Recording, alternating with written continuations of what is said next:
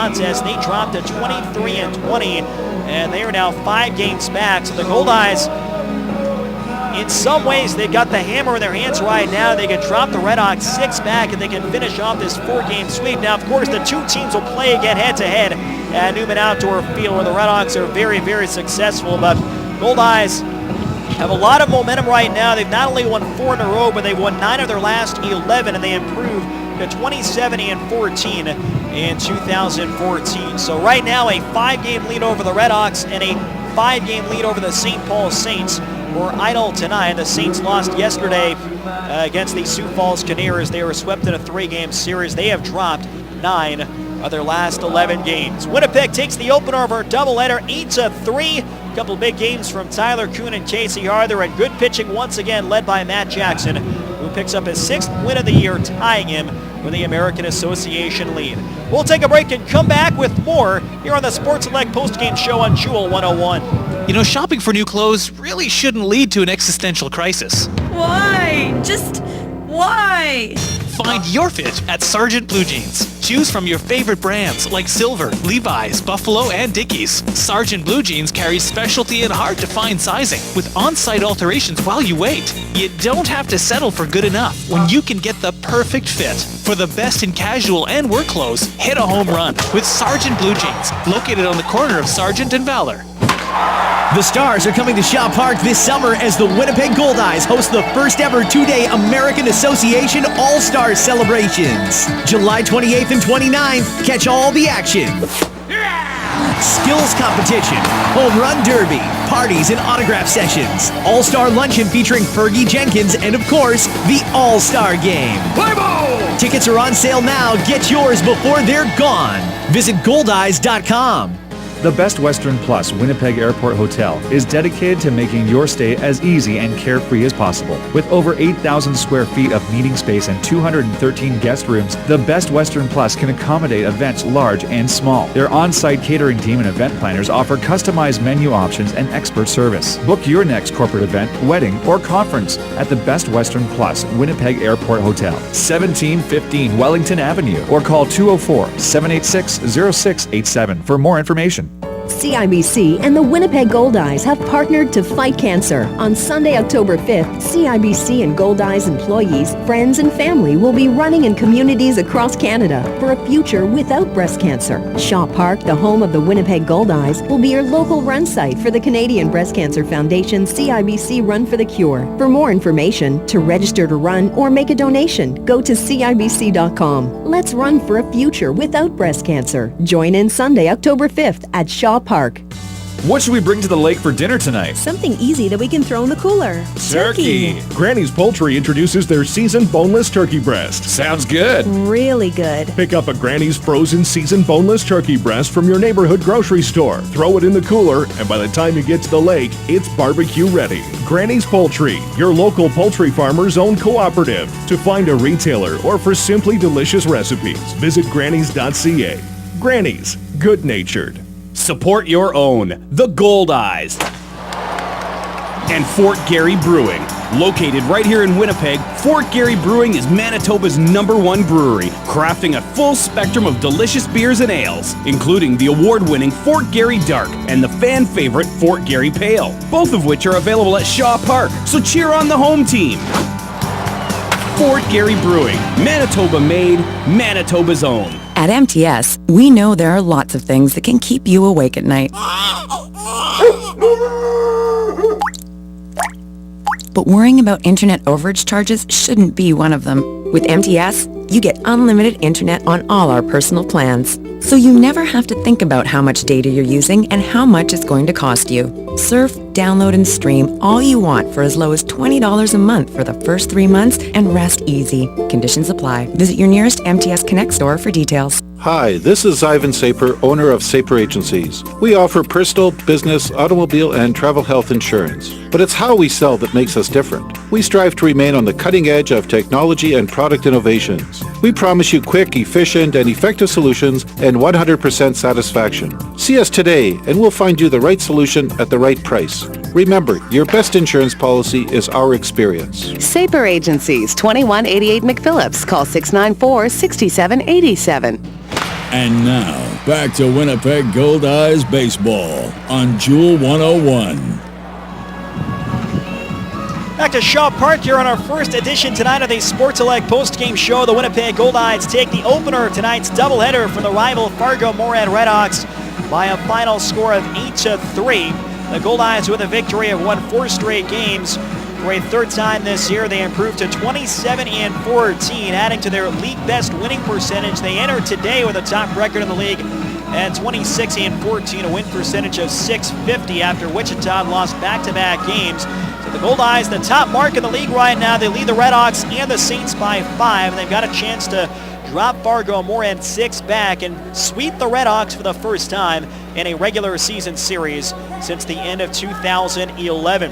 Goldeyes got a good pitching performance from Matt Jackson, Brennan Lafferty, and Chris Kissick able to close things out, and plenty of offense late. It was really a pitcher's duel over the first 4.5 innings, but the Goldeyes put up a 3 spot in the 5th and a 4 spot highlighted by the Tyler Kuhn grand slam in the bottom half of the 6th inning. A great moment for Tyler Kuhn, who was able to come through with a no-doubt shot to right center field. Wind blowing a little bit out in that direction, but that probably would have gone out at any point during the season. His first homer of the year. He ended the ball game with 5 runs batted in, and he now has 17 this season. So a good win here for the Goldeyes. They'll try and make it 5 straight. Chandler Barnard and right-hander Justin Erasmus making the spot start will be the starters for the RedHawks in Game 2 of this series. Barnard was reacquired earlier today from the United Lake San Angelo Colts. He has made 1.5 starts, if you will, for the Goldeyes this year. He beat the RedHawks back on June 8th in a big game. In fact, remember, just about a month ago now, the Goldeyes are at Newman Outdoor Field, and Rick Forney kind of hesitated, but he said it was more or less as much of a must-win game as you could have for that early in the season. The Goldeyes had lost the first 2 in Fargo. They hadn't won a regular season game in Fargo since 2012, and Barnard, who had just flown in the day before from San Angelo, kept the Goldeyes in it, and they would go on to beat the RedHawks and avoid getting swept. And Winnipeg would play well moving forward from that point, and Barnard will get a second chance against the Fargo-Moorhead RedHawks later on tonight. Justin Erasmus has done a pretty good job this year, mostly in relief. Erasmus, a native of South Africa, he actually has Australian citizenship. He'll get the start in Game 2 for the Fargo-Moorhead RedHawks as they will look to avoid a 4-game sweep against the Goldeyes here at Shaw Park. What we'll do right now is take a break in our first edition of the Sports Select post-game show, and when we come back, we'll look back at the highlights from Game 1, an 8-3 Goldeyes win after this on Jewel 101. Great golf is just minutes away at Bell Acres Golf and Country Club. Golf 9 or 18 holes on one of the finest championship-style courses in Manitoba. And don't forget to ask about their seasonal memberships. But there's more than just great golf at Bell Acres. Book your next event in their fantastic banquet room. With a friendly staff, fantastic view, and room for up to 220 people. It's perfect for weddings, corporate events, and tournaments. Discover great golf and more at Bell Acres Golf and Country Club. Just 20 minutes from downtown Winnipeg. Visit bellacres.com. Go to bostonpizza.com and finger cook a meal the whole family will love. Don't waste your precious time cooking when you don't have to. We know you've got more important things to do, like watching sports highlights, stopping your kids from bumping into stuff, or simply taking a break from napping. And with over 100 menu items to choose from, everyone can get exactly what they want. To order, call 925-4111 or finger cook today at bostonpizza.com. When's the last time your bank gave you a great big kiss when you walked through the door? Excuse me? That's what they do at Sonova Credit Union. Their DOG, Director of Greetings, is a St. Bernard who welcomes all members. Wow, can he schedule appointments too? No need. At Sonova, you don't need an appointment, ever. Drop by whenever works for you. Bank brighter with Sonova Credit Union at one of their 11 branches throughout Manitoba, with convenient 7 days a week service in Winnipeg. Princess Auto is for the real men. Men who like to get their hands dirty. Men who like to work from the ground up and use the best tools and equipment for the job. Real do-it-yourself men who know an air filter from a fuel pump. Men who walk into Princess Auto and feel like a kid in a candy store. Princess Auto. Everything a man needs to get the job done right. A unique world of equipment, tools, and more. Visit princessauto.com for sales, specials, and more. It's a quiet evening at the lake. You can hear the birds singing before bed. The gentle waves. It doesn't get any better than this. Unless you add Archangel Fireworks to your night. Having a birthday? Amp it up with fireworks. Family reunion? Nothing says we missed you like a crackling peony exploding in the sky. Typical Wednesday? You guessed it. You need Archangel Fireworks. 104 Pembina Highway. To some, he is a hero. To others, merely heroic. But to us, he's a Pools Hall of Famer. Raised on highlights and minor league stats, he played his game cards like he played Division 12 slow pitch. To win. Home team? Check. Visiting team? Check. Champion? Check. Be a legend.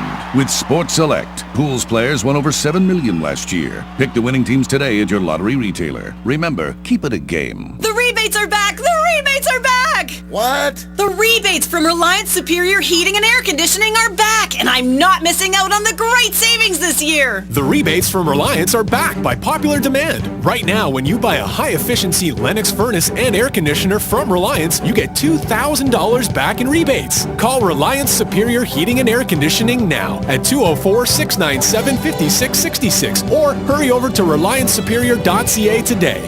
Some conditions apply.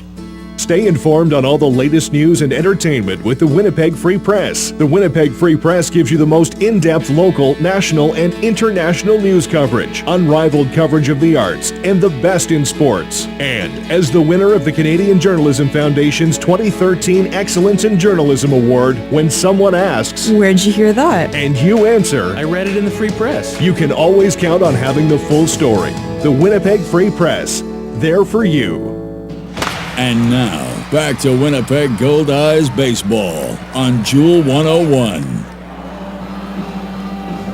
Back here at Shaw Park between games of a doubleheader, the Goldeyes and the RedHawks just completed the opener, and the Goldeyes won it by a final of 8-3. We'll take a look back at the highlights from game number 1 tonight. A great pitching matchup on paper. Jake Laber and Matt Jackson, who are going at it head-to-head for a second time this season. Laber was able to beat the Goldeyes and then start on June 7th at Newman Outdoor Field, a 4-2 win. So Jackson was looking to even the ledger in head-to-head action against Jake Laber and the RedHawks this season. In the top half of the first, Matt Jackson would retire the side of 0 as well, getting around a 2-out single from Casey Harther, which extended his hitting streak to 10 games in a row. In the top of the second, C.J. Rutherford doubled to left field. He would go to third when Nick Jackson singled to left. A walk to Petey Paramore, loaded the bases with nobody out, and that brought up the right fielder, Dusty Robinson. The pitch, swinging a ground ball towards second, might be 2. Bond goes to second for 1. Kuhn to first, double play, there's 2 men down. Rutherford will come in and score to make it 1-0 Fargo, but a big double play. Jackson came in, Robinson got jammed in the hands and punched one out towards second, and Brock Bond starts the 4-6-3 double play. So a big double play induced by Matt Jackson, who would then strike out Brandon Newton to strand Nick Jackson on third and keep it a 1-0 ball game. Jake Laber continued to pitch well early. He retired the Goldeyes in order on the second on 3 straight ground ball outs. Jackson, though, would settle in. He had a scoreless third, and beginning with that Dusty Robinson double play in the second that gave the RedHawks a 1-0 lead, Jackson would go on to retire 9 consecutive hitters. And now proved big. It gave the Goldeyes an opportunity to try and come back. It was still 1-0 RedHawks in the bottom half of the fourth, when with 1 out and nobody on and a single already in the ballgame, Casey Harther stepped to the plate. Laber winds, 2-2 pitch. High fly ball, fairly deep left center. Back goes Jackson with Carroll over by the wall, and it is gone!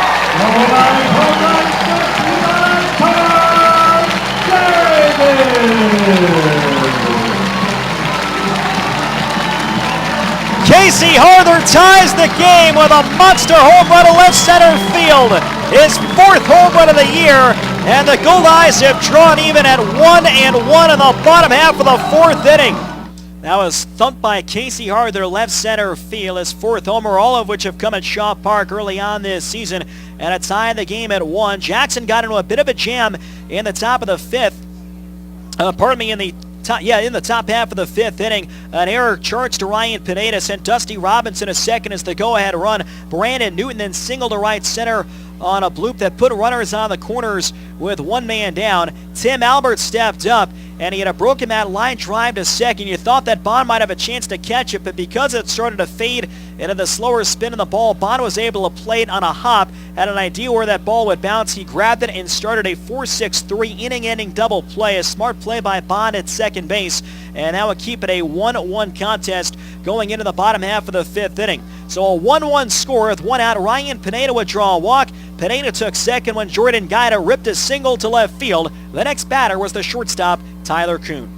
Here's the 1-0 pitch. Driven towards the gap in right center, going over Robinson. Robinson won't get it. That's over his head and bouncing towards the fence. Pineda around third will score. Guida's held up at third and pulling it at second with an RBI double is Tyler Kuhn. The Goldeyes lead for the first time tonight at 2-1 in the bottom half of the fifth inning. Big RBI double to right center for Tyler Kuhn. That would not be the hardest hit ball that we had to right field tonight. We'll get to that in just a bit. Josh Mazzola would ground out to third base. So the Goldeyes had runners on second and third with one man down. They were leading 2-1 when Casey Harther once again came through with 2 outs. Again, Paramore sets up in. Another 0-2. Line shot down the right field line. Going over Robinson. Reaches off his glove. It's in for a base hit. Guida scores. Kuhn right behind him. Harther digs for second. And it's 4-1 Winnipeg in the bottom half of the fifth inning. Casey Harther lines one towards the right field line. And that one breaks off the glove of the right fielder, Dusty Robinson, as he was moving towards the line. It's a 2-out, 2-run double the other way for Casey Harther, who picks up his 21st and 22nd runs batted in this season. So a big clutch hit for Casey Harther to make it a 4-1 Goldeyes lead. Going into the top half of the sixth, Matt Jackson retired. Zach Penn prays on a ground out to short. The next batter was third baseman Ronnie Berkwin. The 2-2 pitch. Breaking ball hit in the air to deep right field. Back goes Mazzola. Onto the track. He looks up, and it's gone. Ronnie Berkwin, it's his 7th homer of the year. Able to turn in a hanging breaking pitch from Matt Jackson. He hits it over the fence in right field, and that'll cut the lead to 4-2 here in the top half of the sixth. Berkwin's 2nd homer of the year against the Winnipeg Goldeyes and 9th in his career against Winnipeg. Jackson would give up a double to Sawyer Carroll, but he got C.J. Rutherford to ground out to second on a 3-1 count, with Nick Jackson stepping up representing the tying run. Rick Forney called upon Brendan Lafferty, so Jackson was representing the tying run of the plate. The Goldeyes led 4-2. Jackson and Lafferty battled for 7 pitches, and here's what happened. Lafferty delivers. Swing and a miss. He struck him out, and the inning is over. Brendan Lafferty on the 7th pitch of the at-bat strikes out Nick Jackson on a high fastball, and he strands a runner on third. So a big strikeout for Brendan Lafferty. 4-2 in favor of the Goldeyes going into the bottom half of the sixth inning. Jake Labor was sent back out. He gave up back-to-back singles to Webb and Abercrombie to put runners on the corners. Donnie Webb would steal second base along the way, and after going to third, Abercrombie would steal second. That would do it for the left-hander Jake Labor. Righty Kevin Fuqua was brought in, and he almost got out of trouble. He got Brock Bond to ground out to short. He would then walk Ryan Pineda to load the bases intentionally. He struck out Jordan Guida. Bases loaded, 2 down, the Goldeyes leading by 2, and that brought up Tyler Kuhn. The pitch and a high fly ball, pretty deep right. Back goes Robinson, looking up at the wall, and it's gone!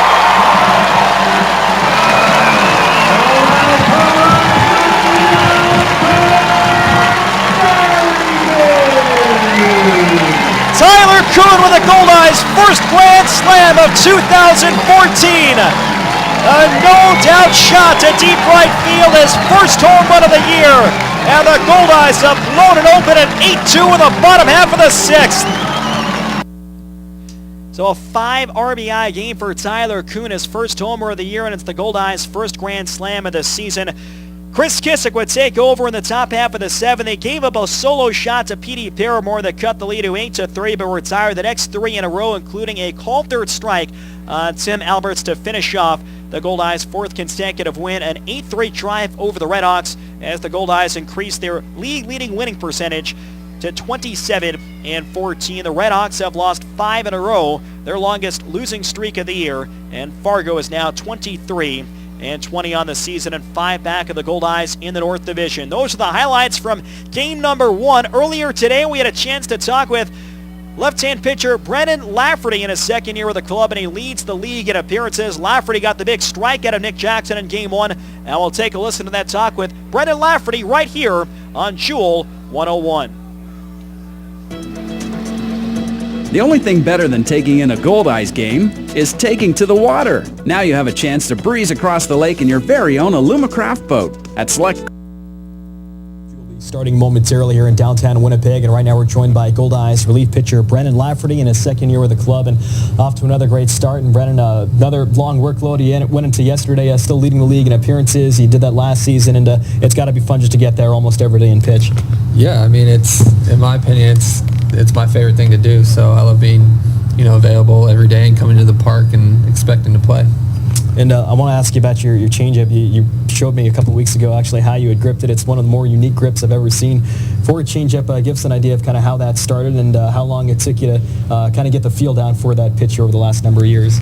It started about my senior year of high school, and me and my pitching coach were just messing around, and the first few were kind of out of the bullpen, but I was like, you know what, I think I could actually do this, and I just messed around every day, and during BP threw it back to the bucket, and ever since then it's been kind of my go-to pitch. Have you had other pitching coaches, whether it's when you got to college or throughout your time with the Kansas City Royals, where they saw how you gripped it and asked kind of what are you doing, and did you kind of have to explain to them this is how you always thrown that pitch? Not so much coaches, but other players. There's been a few guys who have tried to throw it, but yeah, I mean, I show all the guys here know how to do it, and some of them are messing around with it, so we'll see if it catches on. We're talking with Goldeyes relief pitcher Brendan Lafferty. Winnipeg will have Game 2 of the doubleheader coming up here at Shaw Park against the Fargo-Moorhead RedHawks, and you had the opportunity to pitch at not only one of the best baseball schools in the United States, but just one of the best academic colleges. I know academics are a big part of your family with both your mom and your dad. What was it like pitching at UCLA, both in the classroom and on the field? It was awesome. It was a school that I wanted to go to growing up, had season tickets to their football, so it was a pretty special day when I committed to UCLA for my family. Are there any games or any moments that maybe stick out during your time there with the Bruins? One of the biggest ones is the regional or super regional. I don't remember what year, but being one win away from Omaha and then losing two, that sticks out just because we were so close and never quite got there. And one guy you played with during your time at UCLA, Casey Harther, you kind of reunited here. Did you guys have any conversations about coming to Winnipeg, or what did that go like, and was it cool to kind of see him your last spring training? Yeah, I mean, we talked after we both got released, and that was a factor of me coming here. And he was here and a few guys from the Royals that I played with for a few years, so that was a pretty big factor in coming here and having friends here and guys I knew I already got along with. And what can you say about the job that he's done? He's leading the league in hitting here over the last week, and he's been a lot of fun to watch at the plate. Yeah, I mean, I've seen him do this for a long time now, so it's fun to watch. All right, talking with Brendan Lafferty here between games, the doubleheader, Goldeyes and RedHawks will finish up their series later on tonight here at Shaw Park. And I know music's a big part of your life here. You played drums before. You've self-taught with a guitar here the last few years. How long did it take? I've heard you play on the bus and in the hotel, and you're actually very good. How long did it take to kind of get to that point? And what made you decide to take up the guitar in the first place? It took a lot of YouTube videos, just watching and practicing and not sounding very good at all. But no, it's fun.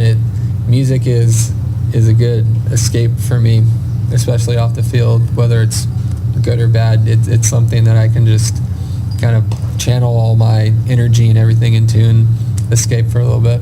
Was there a turning point where you were still maybe in that beginner stage, just trying to learn the chords or learning the strings, where you can remember saying, okay, now I've kind of got this down, and you can move on to some of the more difficult stuff?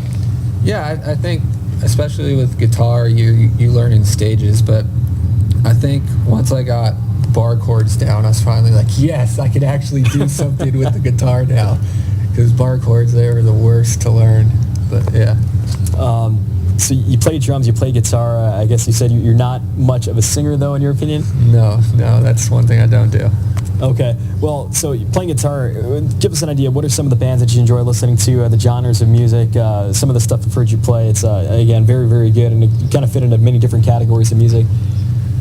I think it's kind of funny, the way I play guitar is kind of unlike anything I listen to. I love listening to classic rock like Zeppelin and Floyd, and then new rock now, and maybe listen to a lot of rap in the clubhouse. I'm all over the place, but I feel like I play guitar kind of like sitting on the back porch. That'd be my style, but I don't really listen to too much of that type of music, so it's interesting. So in your mind, I mean, the quality of music, because I like classic rock as well.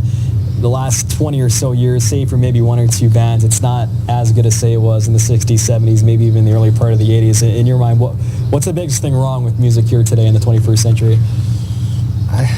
It's tough. I think it's just different, because once you learn an instrument and try to play music, it's really hard to write a song. So I don't like saying that music's not as good now, because I've tried to write a song and it's really hard. So I give props to anybody who can sit down and write a song, let alone a whole album. But I think it's just different with technology and computers and just all the programming they have now. And music's just changed. So I think there's still definitely good music out there. It's just different.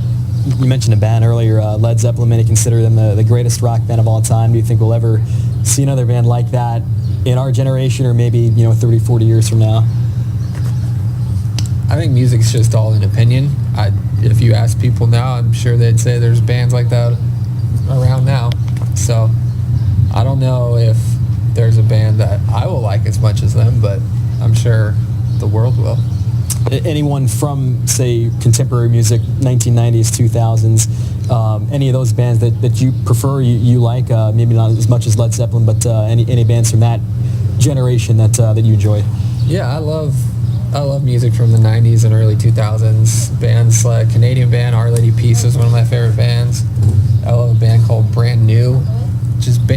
I like bands that have good music but good songwriting as far as lyrics and can write an album all the way through, and that's what I appreciate. So you have the opportunity here in Winnipeg, and I would imagine during your time in the Royals, to pick your entrance music out of the bullpen, which is probably the coolest time for, one of the coolest parts for a reliever to come into the game to that song, especially if the game's on the line. What's one of the favorite ones you've had over the last 6 or 7 years that you can think of as a professional? I switched around my first few years of college. I had Interstate Love Song by Stone Temple Pilots. Then I had Can't Stop by the Red Hot Chili Peppers. But then ever since my junior year, and if we had them here, I would have it here, is Robot Rock by Daft Punk. I think it's just an awesome song to come out to the mound to. All right, anybody back at home, California, anywhere else that you'd like to say hello to? Just my parents and my brother in Chicago. All right, Brennan, great job as always. We appreciate the time. Good luck here tonight against Fargo. Thank you very much. Now it's Winnipeg Goldeyes relief pitcher Brennan Lafferty joining us earlier this afternoon. The Goldeyes just finished off an 8-3 victory over the Fargo-Moorhead RedHawks in Game 1 of tonight's doubleheader. A nice crowd is filled in. We'll have fireworks later on tonight. The Goldeyes are about to take the field, and we are moments away from Game number 2 of this doubleheader in Game 4 of our 4-game series. Let's take a look at tonight's starting lineup for Game 2 of this doubleheader for the Fargo-Moorhead RedHawks, managed by Doug Simonek, who is in his 19th year. Zach Penpraise is the shortstop and leading off. Ronnie Berkwin is at third base and batting second. Nick Jackson is the center fielder hitting third. C.J. Rutherford is at first base and batting cleanup. Sawyer Carroll is in left field hitting fifth. P.D. Paramore is the DH hitting sixth. Brandon Newton is at second base hitting seventh. Dusty Robinson is the right fielder hitting eighth. And Travis Higgs is the catcher and batting ninth. The starting lineup is brought to you by Lazy Boy Furniture Galleries. Fans, when you visit the Sky Suite level at Shaw Park, make sure to stop and relax in one of 3 Lazy Boy comfort zones. Each Lazy Boy comfort zone is fully furnished with the latest Lazy Boy sofas, love seats, coffee tables, and their world-famous recliners. The Winnipeg Goldeyes would like to thank Lazy Boy Furniture Galleries, located at 1425 Ellis Avenue, for their support. Lazy Boy Furniture Galleries, live life comfortably. On the mound in game number 2 of this doubleheader for the Winnipeg Goldeyes, right-hander Chandler Barnard, we acquired earlier today from the United Lake San Angelo Colts. Barnard has made 2 starts, 1 officially in the books for the Goldeyes already this season. He was acquired from San Angelo at the beginning of June when the Goldeyes had let go of right-hander Jason Jarvis, and he beat the RedHawks back at Newman Outdoor Field on the 8th of June. He went 5 1/3 innings, gave up 3 earned runs on 6 hits, walked 3 and struck out 3 in a big 7-4 win, which you mentioned earlier. Rick Forney at the time called that as much of a must-win game as you can have early on in this season. It kept the Goldeyes from getting swept by the RedHawks at Newman Outdoor Field, and it got the Goldeyes their first regular season win in that ballpark since 2012, and Barnard was able to lead the way. He would start again on the June 14th game against the St. Paul Saints, which was ultimately suspended due to rain. That'll be picked up sometime later on in the month of July. Barnard went 3 scoreless before that game was suspended, and then following the start, when Ethan Hollingsworth was set to come off the disabled list, Barnard was traded back to the San Angelo Colts, but the Goldeyes with an open spot in the rotation after Kyle Anderson was purchased by the Arizona Diamondbacks last week, and Chandler Barnard is back in the fold, and he will start for the second time this year against the RedHawks. Zach Penpraise, Ronnie Berkwin, and Nick Jackson to start things off for the top half of the first. The Goldeyes are bidding for a 4-game sweep. It would be their first regular season sweep of the RedHawks since the end of 2011. Zach Penpraise, a right-hand batter, came into the doubleheader hitting .235 with 3 homers and 15 runs batted in. He was 0 for 3 in Game 1 with a fly out to right and 2 ground ball outs. A right-hand batter closed up stance. Barnard for the windup, and the first pitch is a sinker over the inside corner. No balls and 1 strike. First pitch of Game 2 brought to you by Best Western Plus at 7:41 p.m. Barnard quick to the windup, and the 0-1 to Penpraise. Sinker over the middle at the knees, and it's 0-2. The Best Western Plus Winnipeg Airport Hotel is Winnipeg's premier event venue. Book your next corporate event, wedding, or conference at the Best Western Plus Winnipeg Airport Hotel. Chandler Barnard off the extreme first base side of the rubber. The 0-2. Fakes a bunt, pulls back, and it's a fastball taken high and away. 1 ball and 2 strikes. Penpraise, including Game 1 of the doubleheader, now 7 for 41 in his last 12 games. Trying to recapture his usual all-star form. The 1-2 pitch, fastball low and outside. 2 balls and 2 strikes. Chandler Barnard, he's got a little bit of funk to his delivery, a slightly high leg kick, and he'll sling the ball from a 3/4 arm angle. That's a great sinker, a lot of movement down and in on righties, down and away from lefties. Here's the windup of the 2-2 pitch. Fastball, check swing, appeal at first, and no go, says Randy Wilness. That was close enough that it might have been a called strike, and in the end, Marty Bauer, tonight's home plate up, asked for help, and Randy Wilness said he checked in time. So 0-2 to 3-2, and now the payoff to Penpraise. Fastball just low, ball 4. Another pretty good sinker from Chandler Barnard, and that puts a runner on first and no one down. Defensively in Game 2 for the Winnipeg Goldeyes, Casey Harther is at first base. Brock Bond is at second. Josh Mazzola is at third. Tyler Kuhn is the shortstop. Ray Sadler is in left field. Reggie Abercrombie in center. Donnie Webb is in right field. And Luis Allen does the catching for the right-hander Chandler Barnard. 5'11", 180 pounds. A 28-year-old from Lubbock, Texas. First pitch on the way to Ronnie Berkwin. Check swing and a changeup. It's low and outside. 1 ball and no strikes. Ronnie Berkwin 1 for 3. Struck out twice, but in his final at-bat in the 6th, in the opener of the doubleheader, hit a long home run to right center field, his 7th of the year. 1 on and nobody out. Penpraise always a threat to run. The 1-0 pitch, sinker taken low and outside. So it's 2 balls and no strikes. Ronnie Berkwin came in at .247. He now has 7 home runs, and he has driven in 25 on the year. And he has 9 career homers now against the Winnipeg Goldeyes in 41 games going back to 2011. Penpraise on the year, 7 steals. He's been caught 4 times. He's held by Casey Harther at first, a right-handed defender. Swinging a foul straight back, got on top of a sinker. It's now 2 balls and 1 strike. We're just underway in the nightcap of the doubleheader. Nice crowd on hand here at Shaw Park, and still an opportunity to get downtown here in Winnipeg with a fireworks show to follow. The Kansas City T-Bones are in town tomorrow night for a special 4 o'clock start on Canada Day. No score, top of the first. This also a scheduled 7-inning game. Now a step and a toss high to first. Harther brings it down, and Penpraise dives back safe.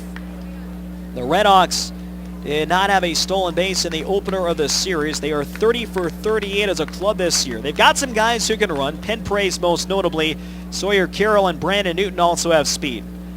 Barnard from the belt holds the set first base side. The 2-1 pitch, hit on the ground to the right. Harther Field steps in first for one, throws to second. Kuhn with a tag, and Penn Prairie is out at second base. Nicely done on the tag play, double play at second. A sharp grounder pulled by Berkwin in front of first. Harther got the quick out on Berkwin stepping on the bag, and he fired to second. Tyler Kuhn had enough time to lay the tag down with Penn Prairie sliding in. So that'll go down 3 unassisted, and then a play down at shortstop.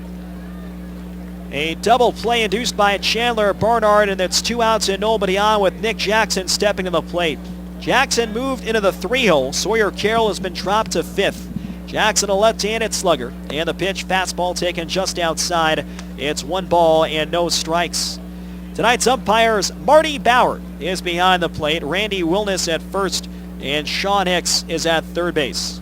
2 outs, nobody on. Barnard back to the lineup. 1-0 pitch, fastball just outside for ball 2. Nick Jackson in the opener, 1 for 3, is single. Pop out to second, and he was struck out in a clutch spot by Brendan Lafferty in the top of the 6th, representing the tying run. Here's the 2-0 from Barnard. High fly ball, shallow right field.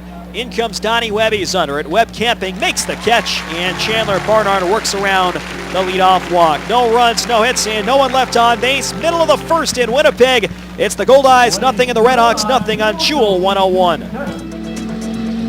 The only thing better than taking in a Goldeyes game is taking to the water. Now you have a chance to breeze across the lake in your very own Alumacraft boat. At select Goldeyes home games, swing by the promenade before the game and enter to win a V16 Series Alumacraft boat, complete with a trailer and a 25 horsepower motor, courtesy of Alumacraft and the Winnipeg Goldeyes. The winner will be drawn during the last series of the regular season. Can't wait? Purchase your Alumacraft boat at Girton Marine in Winnipeg. You have a mission.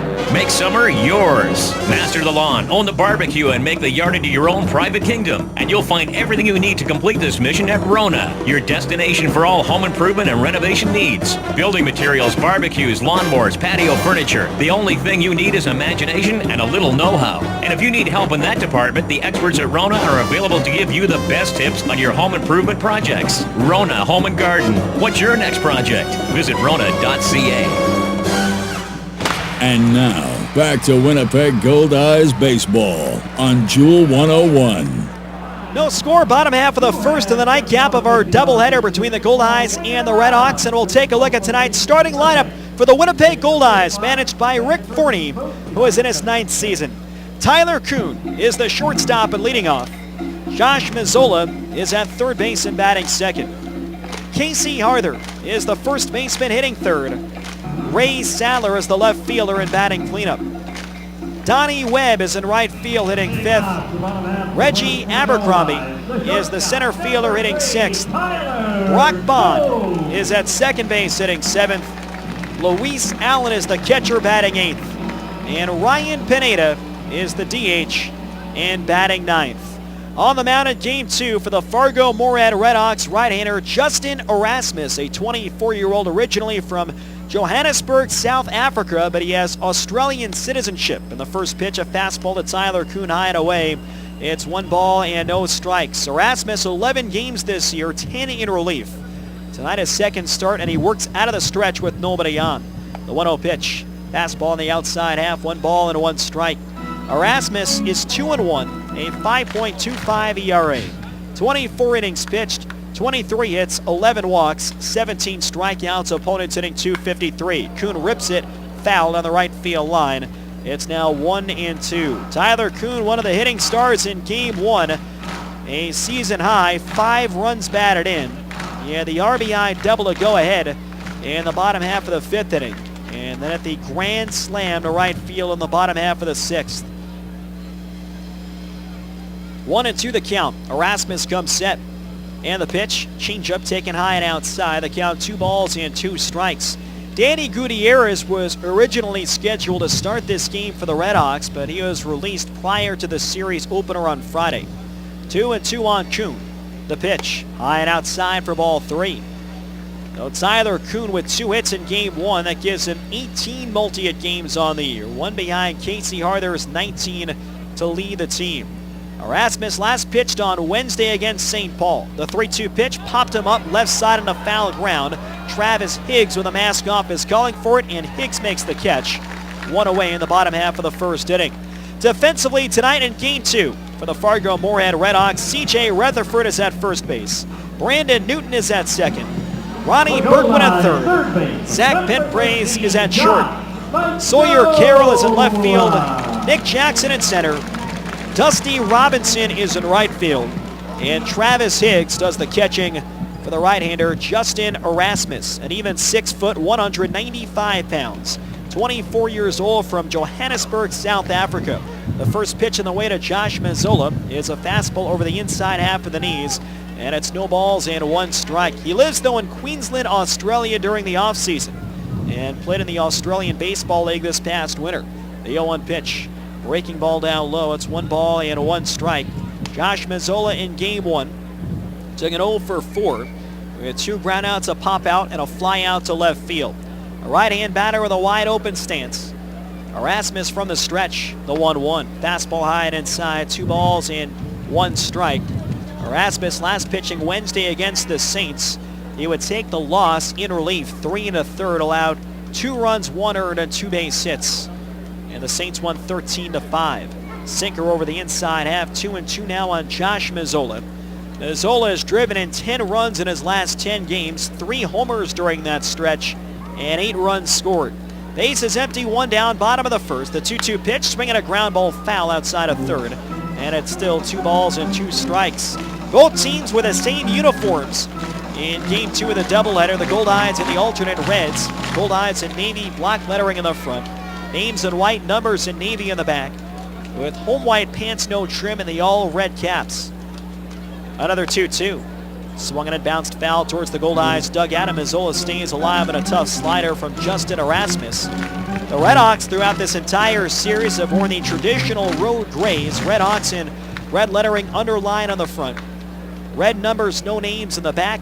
Matching gray pants with red trim and the all black hats. Another 2-2 to Mazzola. Swinging a high fly towards right center. Long one for Jackson, sprinting back into his left, looking up at the wall, and it's gone!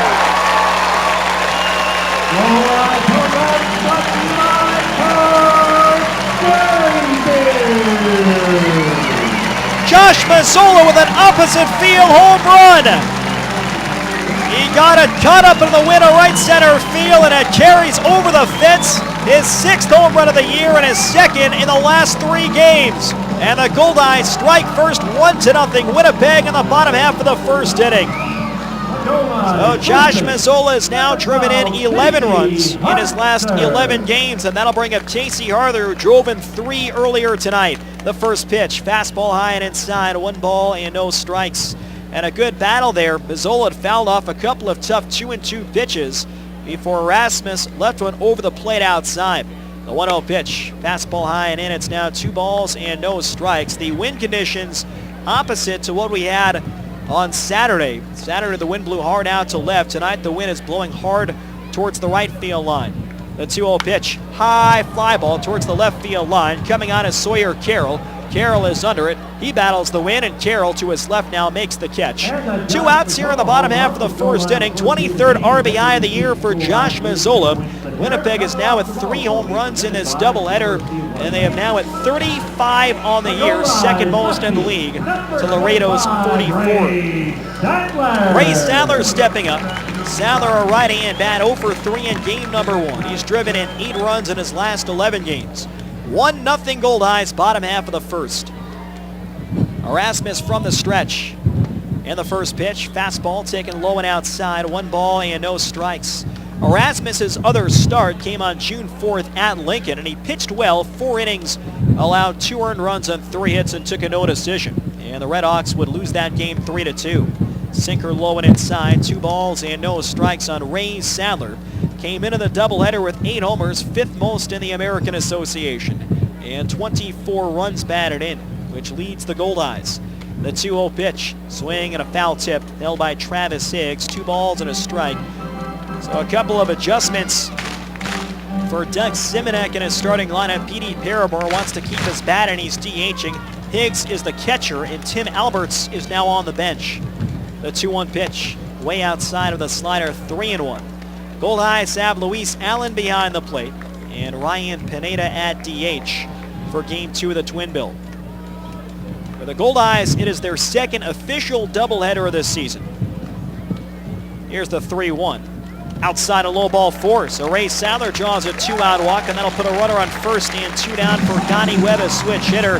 The Goldeyes had the doubleheader in Sioux Falls earlier in June. They swept both ends as part of an eventual 4-game sweep at Sioux Falls Stadium. They played the quasi-doubleheader last week in Trois-Rivières, in which they won the continuation of the Tuesday suspended game and then lost 2-1 in the bottom of the 7th in the nightcap. Here they've got a chance to sweep this doubleheader from the RedHawks. Toss to first, and Sadler, who runs well, gets back standing up. Ray Sadler, the former Major League outfielder, 33 years of age, but he can still run. 8 steals this year, and he's only been caught 1 time. Berquin plays in at third, and Webb takes a fastball just high and away. It's 1 ball and no strikes. Donnie Webb 2 for 3 in the opener of the doubleheader, where they stolen base and a run scored.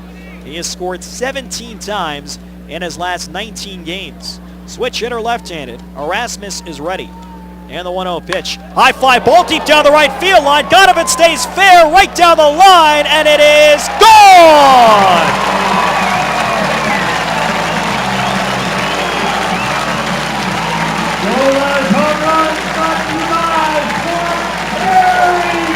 Donnie Webb smokes one down the right field line. A 2-run shot to give the Goldeyes a 3-0 lead in the bottom half of the first inning. Donnie Webb with his 5th home run of the year. And the Goldeyes have gone deep twice here in the first against Justin Erasmus. That was hammered by Webb, who got around for the fastball inside. And the only question was fair or foul. Randy Wilness made the signal. And Winnipeg has put a big number up here in the bottom half of the first. Here's Reggie Abercrombie. And the first pitch, fastball low and outside, 1 ball and no strikes.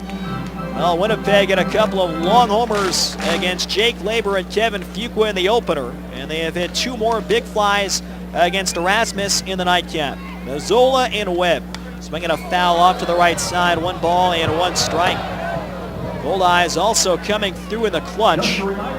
They scored 8 runs in the opener tonight. 6 of those came with 2 men down. And they have added 2 more 2-out runs here in Game 2. 3-0 Goldeyes, bases empty and 2 outs. The 1-1 pitch, breaking ball ripped towards third, caught by Berquin, and the inning is over. The Goldeyes get 3. There were 2 hits and nobody left on base, and in the end of 1 at Shaw Park, it's 3-0 Winnipeg on Jewel 101. This is Goldeyes Baseball on 100.7 CFJL, Jewel 101 Winnipeg. When's the last time your bank gave you a great big kiss when you walked through the door? Excuse me? That's what they do at Sonova Credit Union. Their DOG, Director of Greetings, is a St. Bernard who welcomes all members. Wow, can he schedule appointments too? No need. That's Sonova. You don't need an appointment, ever. Drop by whenever works for you. Bank brighter with Sonova Credit Union at one of their 11 branches throughout Manitoba, with convenient 7 days a week service in Winnipeg. Honey, where should I put this? In the basement. I don't think there's any room. Sound familiar? If your home or garage has accumulated more than it can hold, let BFI Canada help. Rent a temporary bin from BFI for a day, a week, or longer. Too much stuff? Then call the Blue. Call BFI Canada to schedule your delivery today. BFI Canada, a progressive waste solutions company. You have a mission. Make summer yours. Master the lawn, own the barbecue, and make the yard into your own private kingdom. And you'll find everything you need to complete this mission at Rona, your destination for all home improvement and renovation needs. Building materials, barbecues, lawnmowers, patio furniture. The only thing you need is imagination and a little know-how. And if you need help in that department, the experts at Rona are available to give you the best tips on your home improvement projects. Rona Home and Garden. What's your next project? Visit Rona.ca. And now, back to Winnipeg Goldeyes Baseball on Jewel 101. Hey fans, next time you're at a Goldeyes game, bring along a non-perishable food item for donation to Winnipeg Harvest. Collection bins are located at every ballpark entrance. Peek in the Market and the Goldeyes encourage all listeners to help those in need. 3-0 Winnipeg, top of the second. First pitch on the way to C.J. Rutherford is a fastball missing inside. It's 1 ball and no strikes. Couple of big home runs from the Goldeyes, Josh Mazzola, and then a 2-run shot from Donnie Webb in the bottom of the first. High fly ball deep left by Rutherford. Back goes Sadler over by the track. He has some room. Sadler makes the catch, and there's one away in the top half of the second. Rutherford hit that well, but it began to fade as it got to the track. The wind again blowing across to right field tonight. So while on Saturday that ball probably goes over the fence, tonight it gets knocked down, and Sadler makes the catch for the first out. Help support the Winnipeg Goldeyes Field of Dreams Foundation by purchasing a Path of Dreams sidewalk brick, and your name will go down in history. Literally, personalized bricks located on the walkway to Shaw Park are a unique way to honor loved ones, promote businesses and organizations, or celebrate a special event. For more information on how to purchase your Path of Dreams sidewalk brick, call the Goldeyes office at 982 base. First pitch to Sawyer Carroll is a sinker taken low and outside. 1 ball and no strikes. Sawyer Carroll 1 for 11 now in this series, a left-hand batter, and that sinker comes over the middle. It's now 1-1. Carroll in game 1 of the doubleheader tonight was 1 for 3 with a double to right center field. The 1-1 from Barnard. Slider on the inside corner, good pitch. It's now 1 ball and 2 strikes. Carroll with the 1 for 3, 12 for 64 in his last 18 games. Trying to refine the form he had at the beginning of the year when he had .333 over the first 25 contests. Foul back into the left side, and the count is 1 ball and 2 strikes. In the first 25 games of the year, Carroll at .333, and he drove in 19 runs. Since then, the 12 for 64 in his last 18 contests, an average of 188. That includes his 3 at-bats earlier tonight. A wide open stance from the left. Another 1-2. Fastball just outside and low. 2 balls and 2 strikes. 3 runs, 2 hits, no errors for the Goldeyes. No runs, no hits, and no errors for the Fargo-Moorhead RedHawks. Winnipeg with its 3rd crooked number of the doubleheader. The pitch, slider, just outside. Good idea by Chandler Barnard. Almost nicked the back door. It's now 3-2 on Sawyer Carroll, who's got a great eye. 35 walks this year. Tied for 4th in the American Association. 10th in the league in on-base percentage. 3-2 pitch, outside ball 4. So Carroll draws his 36th walk of the season. The Goldeyes have hit 4 home runs in the doubleheader, all brought to you by Home Run Sports. We've got you covered from prospect to pro. Our 4 winners so far tonight are Karen Vaught, Jenny Clopton, Sheila Gibson, and Miles Grant. Congratulations to all. Stop by Home Run Sports to pick up your $20 gift card. Goldeyes fans can enter to win all season long by visiting Home Run Sports, located on Bishop Grandin, 1 block west of La Jamodier. Home Run Sports, get ready for your game. Here's P.D. Paramore DHing in game 2. And he takes a sinker on the outside corner from Chandler Barnard. It's no balls and 1 strike. Paramore, a switch hitter, left-handed. He was 1 for 2 in the opener, including a home run, his 4th of the year. He has also fly to center and drawn a walk. For Paramore, he's driven in 11 runs in his last 21 games, hitting over .320 during that stretch. Carroll gets speed on first, not a big lead though. The 0-1, fastball on the outside corner. And it's quickly 0-2 on P.D. Paramore. A tough guy to strike out. He has punched out only 14 times in 41 games this year. He has drawn 22 walks, putting him just outside of the top 10 in the American Association. A .300 batting average beginning tonight, best in the RedHawks, and a very good .395 on base percentage. Winnipeg 3, Fargo nothing, top of the second. Here's the set from Barnard, and the 0-2 pitch. Fastball low and outside. 1 ball and 2 strikes. Barnard, during both of his stints this year with San Angelo, 2-1 and a 1.36 ERA. 4 starts and 1 game in relief. He had 37 strikeouts and only 3 walks in 33 innings pitched. He's now in his 6th year of professional baseball, 28 and 18 all time.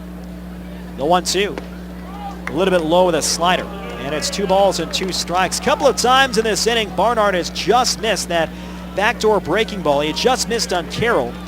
on the 2-2 pitch, and here he just misses down low to Petey Paramore. Carroll with good speed. He's 2 for 2 this year in steals, held by Casey Harder. 1 on and 1 out, top of the second. Barnard brings the hands together. 2-2 to Paramore. Sinker taken outside. 3 balls and 2 strikes. And we'll see if Doug Simonek will put the runner in motion. 3-2 and 1 down. I mentioned a good candidate to do it. Paramore does not strike out. And you've also got a fast runner on first in Sawyer Carroll. So if Paramore were to swing through, Carroll would at least have a shot to steal second base. Bucky Burgow is coaching third. Doug Simonek on the bench for the nightcap of the doubleheader.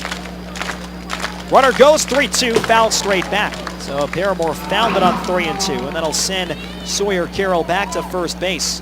Winnipeg Goldeyes baseball is brought to you by MTS. Get unlimited internet in Manitoba on all your devices, only with MTS. Goldeyes are trying to sweep the Fargo-Moorhead RedHawks in a regular season series, something they have not done since the end of 2011. And they did it here at Shaw Park. Now, of course, they swept them in 3 games in the division series during the magical 2012 championship run. Runner goes 3-2, swinging a chopper foul outside of first base, and will do it again at 3 balls and 2 strikes. But in terms of the regular season, last time the Winnipeg Goldeyes swept the Fargo-Moorhead RedHawks, you have got to go back to August 23rd through 26th of 2011. That was a 4-game sweep here at Shaw Park. Carroll has run each of the last 2 3-2 pitches. He goes again, the 3-2, taken low, ball 4. Missed down low with a sinker, so Petey Paramore a good battle. He draws his 22nd walk of the year. Back-to-back walks, Carroll on second, Paramore is on first, and that will bring the tying run to the plate here in the second. Brandon Newton, a left-hand batter. He was 1 for 3 in game 1. And Newton continues to have a good series now, 4 for 9 over the first 3 games of the run batted in. 3 runs, 2 hits, no errors for the Goldeyes. No runs, no hits, and no errors for the RedHawks. The in-game line score brought to you by Culligan Water. Better water, pure and simple. Newton, a left-hand batter, wide open stance. 2 on and 1 down. And the first pitch, fastball on the outside corner at the knees. Culligan Water has been locally owned and operated since 1956, serving Winnipeg and the surrounding areas. Contact them at drinkculligan.com. Carroll on second, a fast runner. Paramore doesn't run well, he's on first. Barnard is ready. He checks on second, Carroll getting a huge lead. Barnard holds the set, now will step back. Barnard saw that Carroll was a good 7 or 8 steps off the bag, just wants to keep him honest over at second and give the Goldeyes a shot in case there's a play at the plate. Mazzola's playing not quite even with the bag at third, still a few steps in. Middle infield is set for 2. Now the 0-1 pitch, just outside of the sinker, and it's 1 ball and 1 strike. The T-Bones are in town tomorrow for a 3-game series.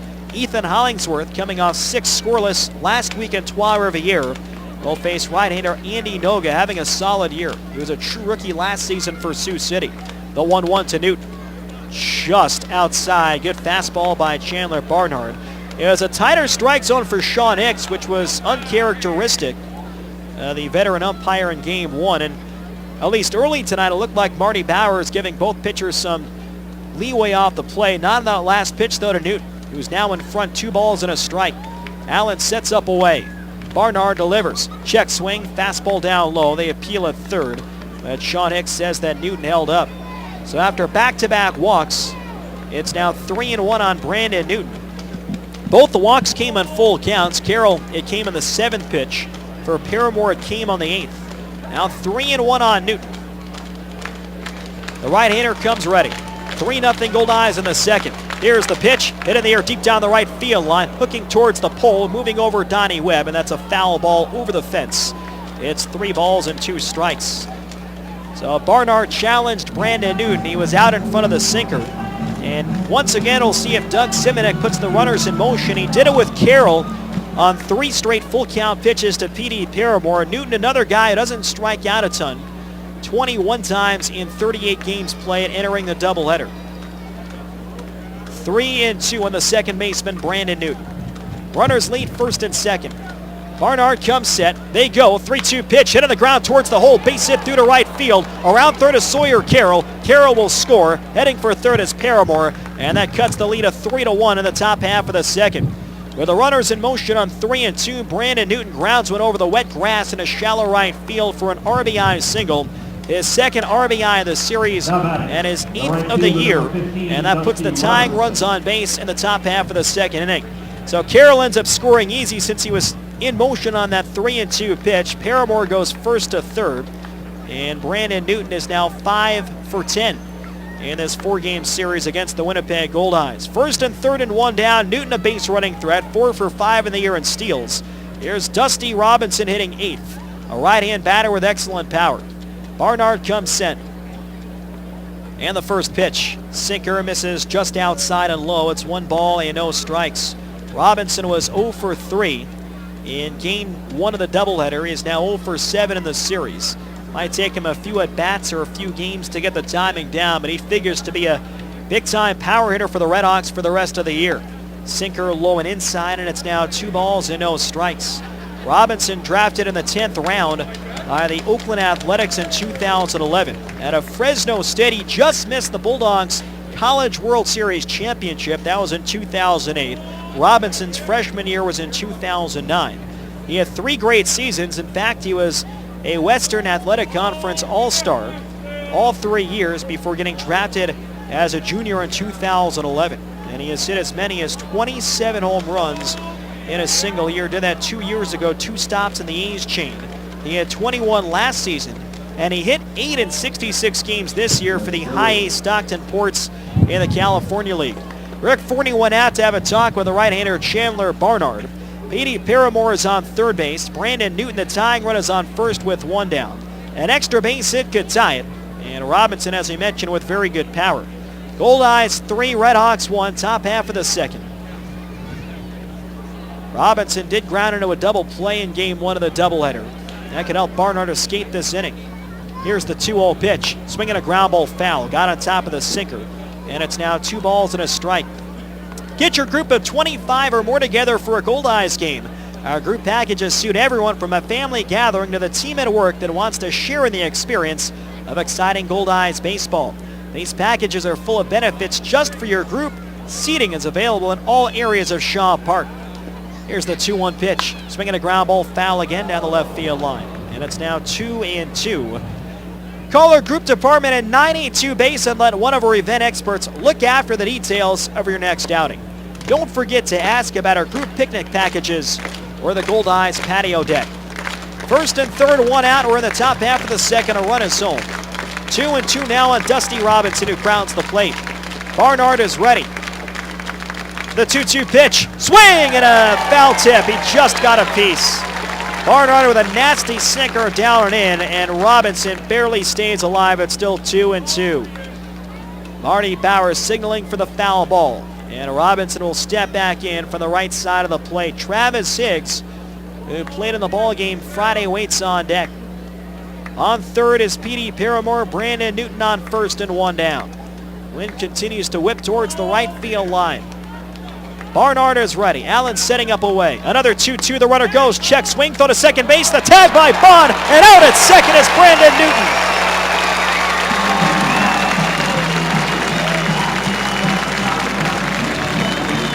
Luis Allen throws out Brandon Newton trying to steal second. A 2-2 fastball off the plate. It's now 3-2 on Dusty Robinson, but that's a huge second out here on the top of the second. The throw beat Newton by a good step and a half. Bond waited to slap down the tag. Newton was alleging that he was able to slide behind him, but 9 times out of the 10, if the throw beats the runner at second, he's going to be called out. Fastball, strike 3, called on the outside corner. And that ends the top half of the second. So Chandler Barnard limits the damage. He gets help with a caught stealing of Newton, and he freezes Robinson on the 3-2 pitch. 1 run, 1 hit, and 1 left on base. Middle of the second at Shaw Park. It's the Goldeyes 3 and the RedHawks 1 on Jewel 101. The Stars are coming to Shaw Park this summer as the Winnipeg Goldeyes host the first ever 2-day American Association All-Stars celebrations. July 28th and 29th, catch all the action. skills competition, home run derby, parties and autograph sessions, all-star luncheon featuring Fergie Jenkins, and of course, the All-Star Game. Play ball! Tickets are on sale now. Get yours before they're gone. Visit Goldeyes.com. Here's the pitch, and oh, my goodness, a line drive right into Morton's face. Just smashed his glasses. He's standing up again, but boy, those glasses are toast. Well, I bet he's glad he's covered by Manitoba Blue Cross. Just like sports, life can throw you a curveball. And while provincial healthcare doesn't cover glasses or all prescription drugs, Manitoba Blue Cross has coverage options to keep you in the game. Manitoba Blue Cross, the color of caring. Visit mb.bluecross.ca to find out more. What should we bring to the lake for dinner tonight? Something easy that we can throw in the cooler. Turkey. Granny's Poultry introduces their seasoned boneless turkey breast. Sounds good. Really good. Pick up a Granny's frozen seasoned boneless turkey breast from your neighborhood grocery store. Throw it in the cooler, and by the time you get to the lake, it's barbecue ready. Granny's Poultry, your local poultry farmer's own cooperative. To find a retailer or for simply delicious recipes, visit grannys.ca. Granny's, good-natured. And now, back to Winnipeg Goldeyes baseball on Jewel 101. Bottom half of the second at Shaw Park, the Goldeyes in front of the RedHawks 3-1. Nice recovery by Chandler Barnard to limit Fargo to 1 run on the top of the second inning. Brock Bond leads off and he takes a sinker low and inside. 1 ball and no strikes. 7, 8, and 9 to up against Justin Erasmus, Bond, Allen, and Pineda. The RedHawks had started a rally. They had first and third with 1 down. The tying runs on base. Fastball letter high over the outside half, 1-1. On a 2-2 pitch to Dusty Robinson, Brandon Newton tried to steal second and get in a scoring position. He was thrown out though by Luis Allen, and then Barnard struck out Robinson to win the inning. Fastball high, 2 balls and 1 strike. Brock Bond 0 for 3 in game 1. He had 3 ground balls. He is 6 for 20 in his first 7 games with the Winnipeg Goldeyes, an average of 300. No homers and 2 driven in. Check swing, sinker low and inside, 3 balls and 1 strike. Justin Erasmus, originally signed with the Boston Red Sox, an international free agent out of Australia in 2009. He would spend 4 years in their farm system. The 3-1. Just outside, ball 4, and Brock Bond draws another walk. That's 7 walks in 8 games now for Brock Bond, and the Goldeyes now the leadoff hitter on base. Bond will be a threat to go with Luis Allen stepping up. Erasmus, again, originally from Johannesburg, South Africa, but he lives in Queensland, Australia. He has Australian citizenship. This past winter, he played in the Australian Baseball League for the Melbourne Aces. He went 3-4 in 15 starts in 3 games in relief at an ERA of 3.48. Pardon me, 15 games in relief and 3 starts. And he notched 4 saves for the Melbourne Aces. Luis Allen, a right-hand batter. Erasmus from the stretch. Slider way outside, 1 ball and no strikes. Jordan Gaida went 1 for 3 at the plate. He started the opener of the doubleheader. Allen would catch the top of the 7th when Chris Kissick came on. 3-1 Goldeyes, bottom of the 2nd. And again, a scheduled 7-inning game. Bond with good speed. Now a toss over, and Bond dives back ahead of the tag from C.J. Rutherford. Erasmus is in his 6th year of professional baseball. 40 career saves. He is 14-12 lifetime with a 3.91 earned run average. He was one of the top closers in the Frontier League last year. Allen takes a fastball over the outside half. It's 1 ball and 1 strike. He split time with the Joliet Slammers and the Gateway Grizzlies at an ERA of just 1.57 and combined for 20 saves, 4th best in the Frontier League. Righty against righty, Allen likes to crowd the plate. Here's the set from the right-hander. Hicks sets up in, and the 1-1 pitch. Line drive towards right center field. Moving over as Robinson reaches, makes the catch. Bond has to hustle back to first, and he gets there without a throw. That was struck well the other way by Luis Allen, but it sliced in the direction of the right fielder, Dusty Robinson, who made the catch, and there was 1 man down. Ryan Pineda, the DH, now steps to the plate. Ryan Pineda in game 1 drew a couple of walks, one of which was intentional, which ultimately helped out the grand slam from Tyler Kuhn. He started the 3-run rally in the 5th with a walk and came home when Tyler Kuhn doubled to right center. He was officially 0 for 1 in the opener of the doubleheader, came in at .315, tied for 16th in the American Association. 1 on and 1 out. Now another toss to first, and Bond gets back standing up. Bond with 2 steals and as many attempts in a short time with the Goldeyes. Travis Higgs 0 for 8 this year in throwing out opposing base stealers. A runner on first and 1 down. Pinedo, right-hand batter with a wide stance. The righty comes set, and the pitch. Fastball down low. It's 1 ball and no strikes. Erasmus in his career has averaged 7.7 strikeouts per 9 innings and 3.1 walks. So above average in terms of strikeouts, about average command. And he is making the spot start tonight for Doug Simonek in the Fargo-Moorhead RedHawks. Middle infield set for 2. Erasmus ready in the 1-0 pitch to Ryan Pineda. Fastball high and inside, a lean back, and it's now 2 balls and no strikes. Tomorrow night at 4 o'clock, a special Canada Day start. Ethan Hollingsworth faces right-hander Andy Noga. Wednesday at 7, Chris Salamita and Rick Zagoni, 2 great lefties in that matchup. And then Thursday at 6, Nick Hernandez against righty Kyle DeVore. The 2-0. Hit in the air deep down the left field line. Long run for Carroll going over, and he won't get it. That'll be an extra base hit. 1 hopping off the fence. Into third as Brock Bond will get the stop sign as Carroll fired quick back to the infield. Pineda cruises in a second with a double, and the Goldeyes have second and third, and 1 down for Tyler Kuhn. The RedHawks already have a lefty warming up inside of the bullpen. Erasmus has made a couple of longer appearances this season. He has pitched as many as 4 innings, and his last relief outing on Wednesday against the Saints was for 3 1/3. Doug Simonek, though, is going to come out to the mound and try and buy some time for the lefty warming up. Second and third and 1 away, and it looks like Simonek will make the call. So with Tyler Kuhn stepping up and Simonek and the RedHawks trying to break a 5-game losing streak, it'll be a quick hook for Justin Erasmus, and we'll tell you more about the lefty after this on Jewel 101. Princess Auto is for you can play real 3 spots here. Men who like to get their hands dirty. Men who like to work from the ground up and use the best tools and equipment for the job. Real do-it-yourself men who know an air filter from a fuel pump. Men who walk into Princess Auto and feel like a kid in a candy store. Princess Auto. Everything a man needs to get the job done right. A unique world of equipment, tools, and more. Visit PrincessAuto.com for sales, specials, and more. Boys never outgrow their need for toys. The toys just get bigger. Metro Center, Winnipeg store for all things trailer, can help you take your toys anywhere you want to go. Trailers, parts, hitches, Metro Center has it all. Plus, you'll earn Air Miles reward miles with every purchase. Over 4,000 square feet of trailer parts, truck accessories, online ordering, knowledgeable staff, trailer service. Everything you need to haul your toys is at your Winnipeg trailer store. Metro Center, 620 Nairn. Visit metrotrailers.ca.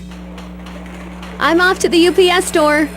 We don't need anything shipped. Well, I'm getting our office printing and brochures made up, and I need some name badges and these pages laminated for our training class tomorrow. At the UPS store? Yeah, they do everything. No, really, what are you shipping? Copy, print, ship, and more at the UPS store. With their digital and wide format printing services as well as in-house graphic design services, they've got all your business needs covered. Big or small, they do it all at the UPS store. And now, back to Winnipeg Goldeyes baseball on Jewel 101. This pitching change is brought to you by Johnson Waste Management. Call 452-0909. We're in the bottom of the second. The Goldeyes threatening to extend the lead. They're up 3-1, and they have second and third and 1 down. A quick hook for the spot starter, Justin Erasmus. And now left-hander Eric Klein will make his first appearance in this series. Eric Klein, a true rookie out of East Stroudsburg State University, former college teammate of Andy Noga. The Goldeyes will see tomorrow the Kansas City T-Bones. He's off to a good start, 15 games all in relief, 0-1 with a 3.78 ERA, 16 2/3 innings pitched, 18 hits, 13 walks, 11 strikeouts, opponents hitting .290 against Eric Klein. A big lefty, second and third 1 down. The corner's in, and Kuhn swings and drives one to center, right at Nick Jackson, who makes the catch. Tagging at third base is Bond. Bond coming to the plate. The throw by Jackson goes to third. Bond scores standing up, and the Goldeyes lead 4-1 in the bottom half of the second. A sacrifice fly and a run batted in off the bat of Tyler Kuhn, his 6th RBI, the doubleheader, and his 19th of the season, and Winnipeg is back up by 3 runs. That'll be charged to the line of Justin Erasmus. Pineda held at second base. That throw went towards third. Penpraise cut it off. So a runner on second and 2 men down. And Josh Mazzola now steps up. Mazzola got the Goldeyes on the board in the first with a solo shot to right field. His 6th home run of the season. He now has 23 runs batted in. Eric Klein off the center of the rubber. A high extended set. And the first pitch. Fastball down the middle. And the count is no balls and 1 strike. Eric Klein, 6'5", 225 pounds. A 25-year-old left-hander from Mount Olive, New Jersey. He lives in Long Valley, New Jersey in the offseason. Lefty to righty in the 0-1 pitch. Slow curveball, 69 miles an hour. And it catches the outside corner for a strike. It's 0-2. Klein, like Erasmus, last pitched on Wednesday against the Saints in the 13-5 loss. He allowed a run and 2 hits in an inning and 2/3. Runner on second and 2 men down. Here's the 0-2 pitch. Inside and hit him. A curveball and 0-2. He overthrew it and it plunks Mazzola in the back, and that'll put runners on first and second for Casey Arthur. Not intentional there on the part of Eric Klein. Trying to keep the RedHawks afloat, and it came in an 0-2 count, and he looked like he wanted to throw a curveball in, and it just slipped out of his hand, and it plunked Mazzola in the high part of his back. So it's first and second and 2 outs. Casey Arthur drove in 3. And a couple of clutch hits in the opener. He fly to left field his first time up. Right-hand batter, first pitch, fastball low, knocked down by Travis Siggs. He keeps it in front, and the count is 1 ball and no strikes. Lefties have hit 182 against Eric Klein this season. Righties, however, have hit 350. They are 14 for 40 against him entering today. And one of the best, perhaps the best right-hand bat in the league right now, Casey Arthur, came in at 377. To lead the American Association. 2 on, 2 out, and the 1-0 pitch. Check swing, fastball down low, and it's 2 balls and no strikes. Arthur was 3 for 3 in the opener. Now 3 for 4 in the doubleheader. A chance to kick up that batting average even more. And you're reaching the point in the season where it really gets tough to maintain such a high average. But Arthur has been able to do that. Left-hand pitcher, right-hand batter. And the 2-0. Swinging a line drive, base hit through the left side. Pineda around third base. Carroll up with the ball. The throw will be cut off. It's an RBI single to left field for Casey Arthur. And the Goldeyes extend the lead of 5-1 in the bottom half of the second. Casey Arthur rips a single between third and short. His 4th RBI in the doubleheader tonight. And 3 of the 4 come with 2 outs. So that chases home Ryan Pineda and closes the book on Justin Erasmus.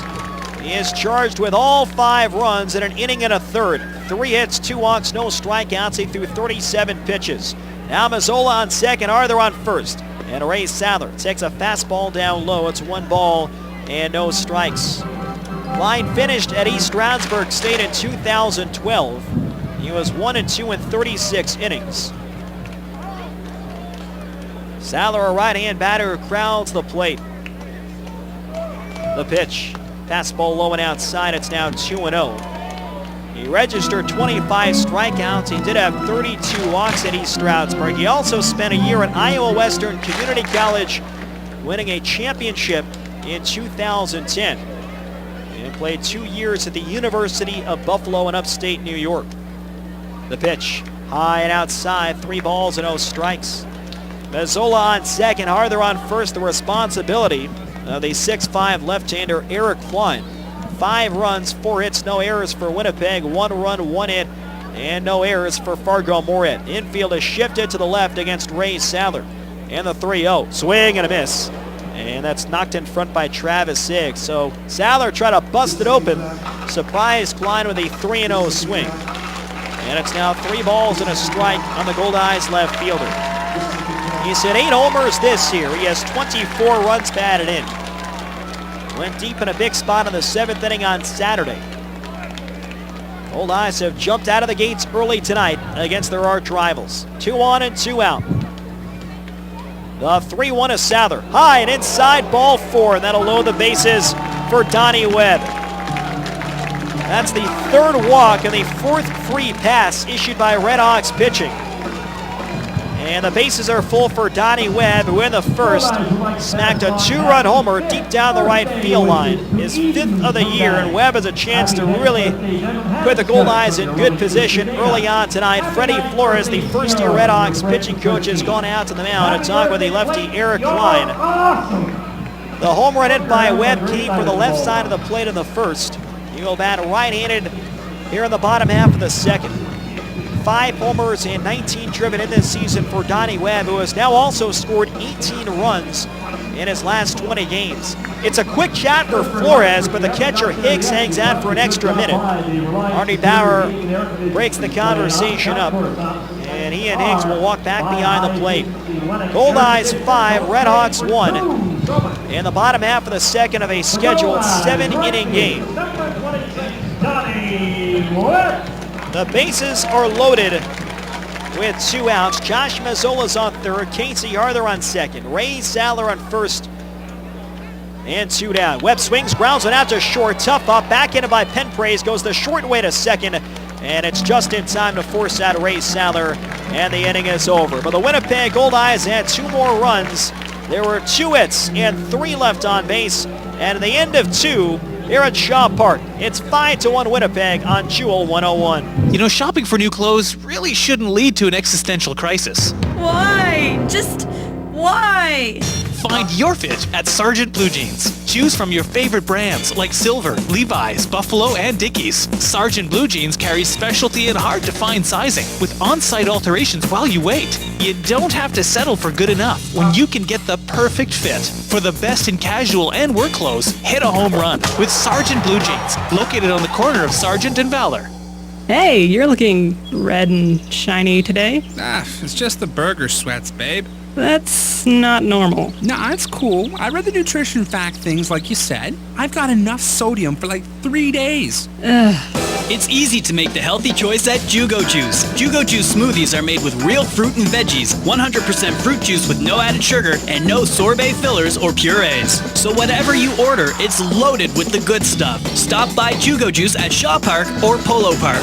At MTS, we know there are lots of things that can keep you awake at night. But worrying about internet overage charges shouldn't be one of them. With MTS, you get unlimited internet on all our personal plans. So you never have to think about how much data you're using and how much it's going to cost you. Surf, download, and stream all you want for as low as $20 a month for the first 3 months and rest easy. Conditions apply. Visit your nearest MTS Connect store for details. And now, back to Winnipeg Goldeyes baseball on Jewel 101. Winnipeg Goldeyes baseball brought to you by MTS. Get unlimited internet in Manitoba on all your devices only with MTS. Well, the RedHawks got 1 in the second. Chandler Barnard limited the damage, and then the Goldeyes tacked on 2 more in the bottom half. A sac fly from Kuhn and a 2-out RBI single from Casey Arthur. So the Goldeyes lead 5-1 in the top of the third of a 7-inning game. 9-1-2 coming up for the RedHawks. Travis Higgs, Zach Penpraise, and Ronnie Berkwin. Chandler Barnard at 43 pitches over 2 innings and did a real nice job to control things in that top half of the second. Higgs getting his second action of the series. He started in the ball game on Friday night, a right-hand batter, and he takes a fastball inside. It's 1 ball and no strikes. Travis Higgs went 0 for 3 on Friday. He's hitting .224 in 25 games played, 2 homers and 6 runs batted in. He got off to a real good start this year. The 1-0 pitch, sinker just inside for ball 2. He was 12 for 41 in his first 13 games, a .293 average, 5 for 35 since, a 143 mark in his last 12. The 2-0 pitch, line foul just beyond the reach of Bucky Burgow. It's 2 balls and 1 strike. 5 runs, 4 hits, and no errors for the Goldeyes. 1 run, 1 hit, and no errors for the RedHawks. Fargo is trying to avoid a 6th consecutive loss and a 6-game deficit in the North Division. The 2-1 pitch, fastball just inside, 3 balls and 1 strike. Goldeyes, over this last stretch, they've not only won 4 in a row, but they've won 9 of their last 11, going back to the final game against the New Jersey Jackals on that long road trip. 3-1 pitch, swinging a bouncer, foul straight down, 3 balls and 2 strikes. And the formula has been pretty much the same every night. Very good starting pitching, great defense and timely hitting. Goldeyes did it again earlier in the 8-3 win, broke it open late, and they've gotten a number of clutch hits already tonight, including 2 more home runs. Righty against righty. The 3-2 pitch, swinging a ground ball foul to the left, and it's still 3 balls and 2 strikes. The RedHawks have done a good job forcing Barnard to throw a lot of pitches. You mentioned at 43 entering this inning, now at 49. Diggs the 9th batter that Barnard has faced. Barnard always around the strike zone. He's had great control throughout his professional career. Another 3-2, hit on the ground to third. Mazzola, tough pop, it's over his glove, and it bounces into left field. Tough bounce as Mazzola ranged to his left side, and the leadoff hitter is on here in the top half of the 3rd inning. A score that a base hit for Travis Higgs, and it's back to the top of the order for Zach Penpraise. Penpraise drew a walk leading off, but he was quickly erased when Ronnie Berkwin hit into a reverse force double play. So 5-1 Goldeyes, trying to sweep their 2nd doubleheader of this season. Did it against the Sioux Falls Canaries earlier in the month at the Birdcage. Righty against righty. And the pitch, fastball on the outside corner of the letters, and it's 0-1. Penpraise, a right-handed batter in his 7th year with the Fargo-Moorhead RedHawks as part of the 2009 and 2010 Northern League Championship teams. From the Bentley, here's the 0-1. Hit on the ground towards short, might be 2. Kuhn high hop goes to second for 1. Bond to first, not in time. Penpraise just beat it out. Good takeout slide by Travis Higgs. And the Goldeyes get the force 6-4 at second base. Penpraise safe at first, and there's 1 down. That was almost the 8th double play that Zach Penpraise has hit into this season. An interesting note, Penpraise and Newton have each grounded into 7 double plays this year, tied for 2nd most in the American Association, which is very hard to believe when you consider that Penpraise and Newton might be the 2 fastest players on the RedHawks roster. Here's Ronnie Berkwin, a left-hand batter. He takes a sinker outside. It's 1 ball and no strikes. Berkwin hit into a double play his first time up with Penpraise on first. He had a sharp grounder that Casey Arthur gloved just outside the bag. He stepped on first to get the quick out, and then threw to second for the tag play and Zach Penpraise. Swinging a foul off the mask of the umpire, Marty Bauer. It's 1 ball and 1 strike. The Goldeyes lead the RedHawks 5-1. We're in the top half of the 3rd at Shaw Park. These 2 teams will match up this weekend at Newman Outdoor Field for a big 3-game series. So, again, this is huge for the Goldeyes and the RedHawks. Winnipeg a chance to sweep. The RedHawks trying to avoid that sweep. Both teams will get a crack at each other again in a short amount of time. A 1-1. Slider taken high, and it's now 2 balls and a 1 strike. After the win, the Goldeyes now a league best 27-14. The RedHawks fell to 23-20. The Goldeyes are looking for their first 5-game winning streak of the year. 2-1 the count on Berkwin with a runner on first. The pitch, high pop-up.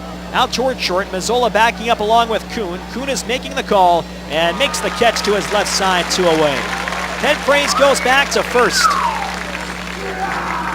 For all Goldeyes home games this season, when the Goldeyes win, all fans in attendance win a Winnie Dog thanks to Salisbury House.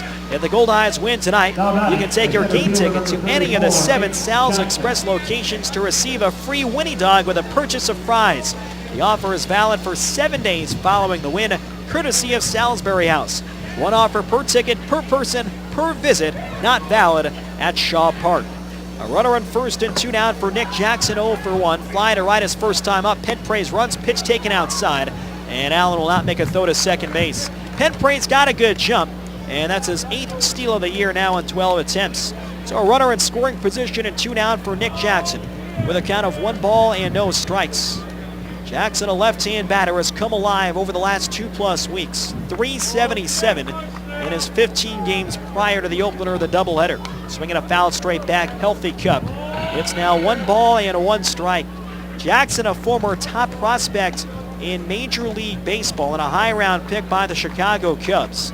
He was taken out of the University of Richmond in his home state of Virginia, a 3rd rounder by the Cubs in 2000, and twice he made the coveted Baseball America Top 100 prospect list. He was as high as 68th in all of baseball in 2002. And then he was number 100 in 2003. Penpraise on second and 2 outs. And the 1-1 pitch. Slider on the outside corner. Good backdoor slider from Chandler Barnard, and he works in front of ball and 2 strikes. Nick Jackson, now the RedHawks all-time leader in home runs. Quite an honor for a franchise that has had so much success, both team and individually, for the last 19 years. And he broke that record Saturday against the Goldeyes. Penn Prairie getting a big lead, 5-1 Winnipeg. We're in the top half of the third. Jackson briefly steps out of the box, now in his 14th year of professional baseball. 132 lifetime homers and over 1,300 career base hits. Righty to lefty. Barnard is ready. The 1-2 to Jackson. Swinging a ground ball to the right side. Backhanded by Harther. Flips to Barnard. Gets to the bag in plenty of time. And the inning is over. No runs, a hit, and 1 left on base. Middle of the third at Shaw Park. The Goldeyes lead at 5-1 on Jewel 101. Things you'll never hear a Cambrian Credit Union member say. Oh, I just love paying service fees. My high mortgage rate is amazing. Yes, I'll pay $1.50 to use this ATM. With Cambrian Credit Union's great rates and free banking through the UNFI, Cambrian members won't say these things. With a full range of hassle-free financial services, they're here for Manitobans. Cambrian Credit Union, building strong financial foundations for making dreams come true. The Winnipeg Goldeyes make dreams come true by providing live baseball experiences to charities, nonprofit groups, and inner-city programs. Now with the Goldeyes Community Zone, even more memories are available to be made. For group tickets, contact the Goldeyes at 982-BASE. These seats are made possible through generous donations from the Community Zone partners. So from the Winnipeg Goldeyes and Community Zone recipients, thank you Boston Pizza, Great West Life Assurance Company, Imperial Parking Corporation, Dairy Farmers of Manitoba, Investors Group, and Reliance Superior. Support your own, the Goldeyes. And Fort Garry Brewing. Located right here in Winnipeg, Fort Garry Brewing is Manitoba's #1 brewery, crafting a full spectrum of delicious beers and ales, including the award-winning Fort Garry Dark and the fan-favorite Fort Garry Pale, both of which are available at Shaw Park, so cheer on the home team. Fort Garry Brewing, Manitoba made, Manitoba's own. And now, back to Winnipeg Goldeyes baseball on Jewel 101.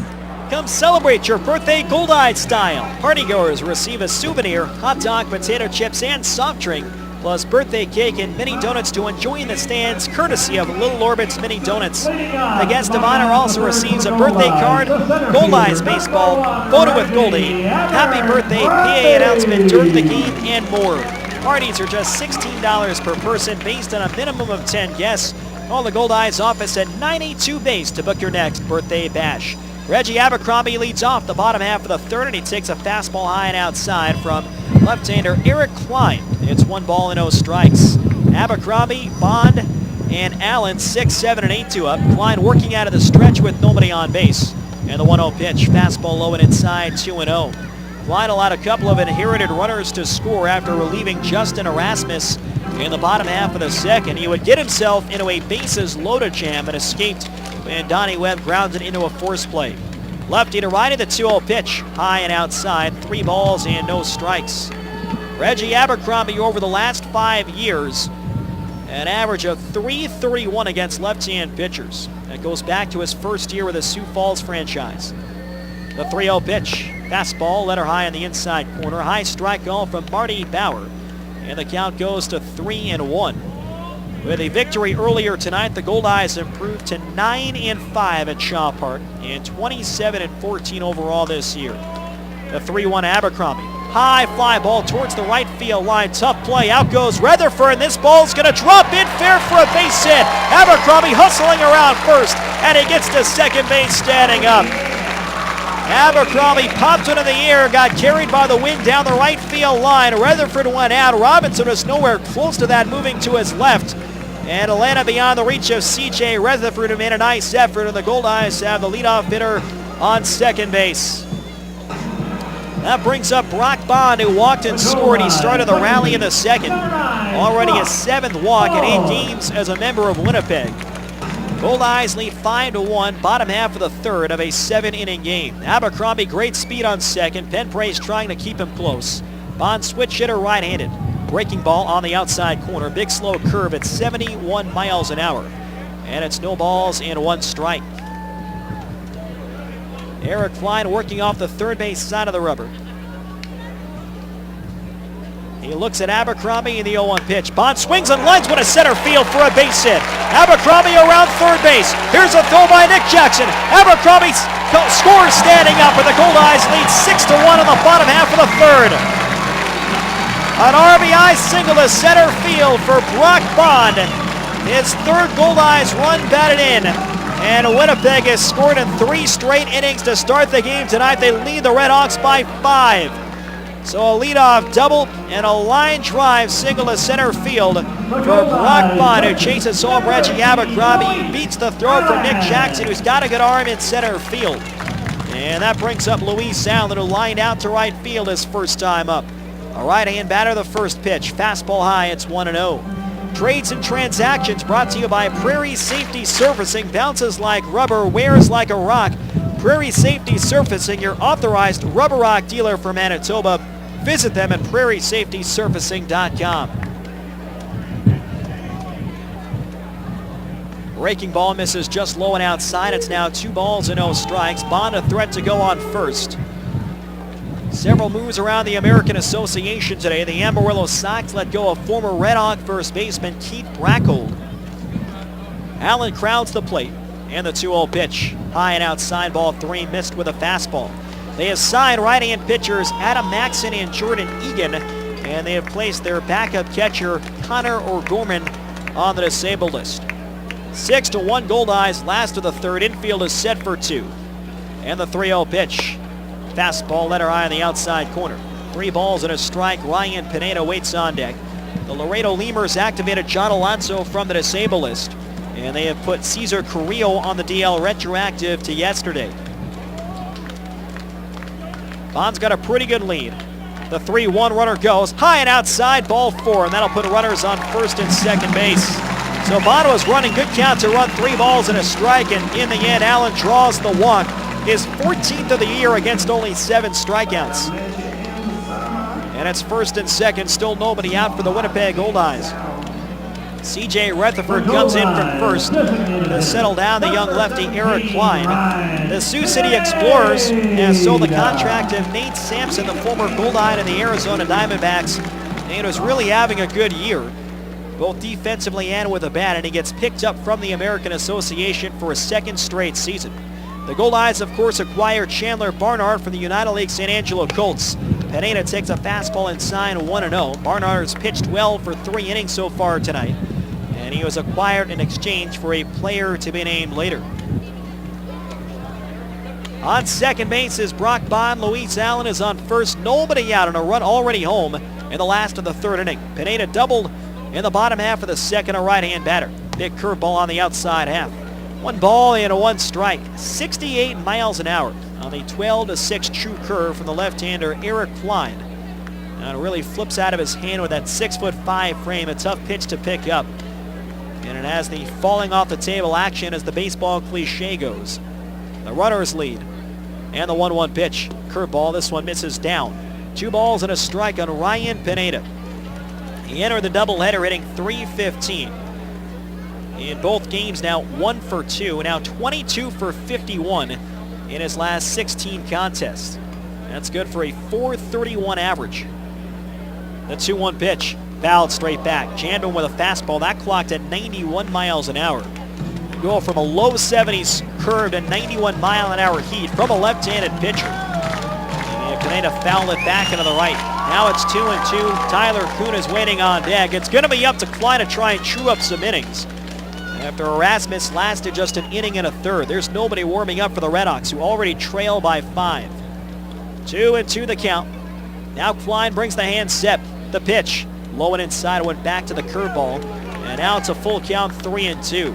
The RedHawks pitching was above league average entering today, a 4.20 ERA, 7th best in the American Association. A lot of teams have pitched well, including Fargo. Certainly the Goldeyes have pitched well. Winnipeg has hung 14 runs on the RedHawks so far in the doubleheader in shortened games. The 3-2 pitch, outside ball 4, another walk, and the bases are loaded with nobody out. Of all the great things the Goldeyes have done, this might be the most positive sign in terms of a team just being locked in at the plate. You just mentioned Winnipeg has scored 14 runs. They've hit the ball all over the field. They have scored in different ways in the 2 games. And during this stretch over the last week and a half, the Goldeyes, who have a 6-1 lead, they are not expanding their zone. Both Allen and Pineda have drawn walks. And now Kuhn bats again with the bases full. Curveball stays high and inside, 1 ball and no strikes. Kuhn at a grand slam, his first homer of the year and the first grand slam for the Goldeyes this season in the bottom of the 6th in game 1. And it was hammered to right field. Has a chance for another, lefty against lefty. The 1-1 pitch, swing and a miss and a high fastball, tipped into the glove of Travis Higgs. It's now 1 ball and 1 strike. He drove in a total of 5 runs in game 1. He's got a sac fly in this contest. 18 RBIs for the season. The corners pinch in, and the 1-1 way inside, almost hit the front of his uniform, and it's now 2 balls and a strike. Klein has showed off some great stuff. A sharp curveball and a fastball that for a second time in the inning was clocked at 91, and he's a big lefty on top of that. He's trying to refine his command behind 2-1 and one of the best hitters in the league. Curveball hit on the ground, foul outside of first, and it's 2 balls and 2 strikes. Eric Klein was mostly a starter at East Stroudsburg State, a teammate both of Andy Noga and also of his current teammate Brian Ernst, who's had a good season as a starting pitcher for the RedHawks. And if Klein can get the command under control, he can be a dangerous pitcher for Doug Simonet. Bases full and no one down. The 2-2 to Kuhn. Hit in the air down the left field line. That'll twist into the crowd. Good defensive cut by Tyler Kuhn. Wastes away a good curveball, and it's still 2-2. Kuhn, a lifetime .299 hitter with 2 outs and runners in scoring position. 6 runs, 6 hits, no errors for the Goldeyes. 1 run, 2 hits, and no errors for the RedHawks. Bond on third, Allen on second, Pineda on first, and nobody out. The high set from Eric Klein. Another 2-2 pitch, curveball, swung and it bounced foul, and Kuhn having a typical Tyler Kuhn at bat. Back-to-back 2-strike fouls. Josh Mazzola waiting on deck. It's not going to get any easier for Eric Klein. Mazzola on deck, and then Casey Harther waiting in the hole. The second baseman, Brandon Newton, a couple of steps to the right side. Penpray shading towards the bag up the middle. Another 2-2 pitch, check swing, fastball away, no aspirate appeal, and Marty Bauer said it just missed. Good eye by Kuhn and a good job to check that swing at a 90-mile-an-hour fastball. So now it's 3-2, and Klein's got to throw something in the zone. Will he go to the fastball or try and get Kuhn to chase that big curve? Runners lead all 3 bases. The 3-2 pitch, line drive towards the middle, base hit past the dive of Penbrazer through to center field. Bond will score. Allen stops at third. An RBI single to center field for Tyler Kuhn, and it's 7-1 Winnipeg in the bottom half of the 3rd inning. A great at bat by Tyler Kuhn. He singles up the middle on the 8th pitch of the at bat, and Winnipeg has the bases loaded with still no one down.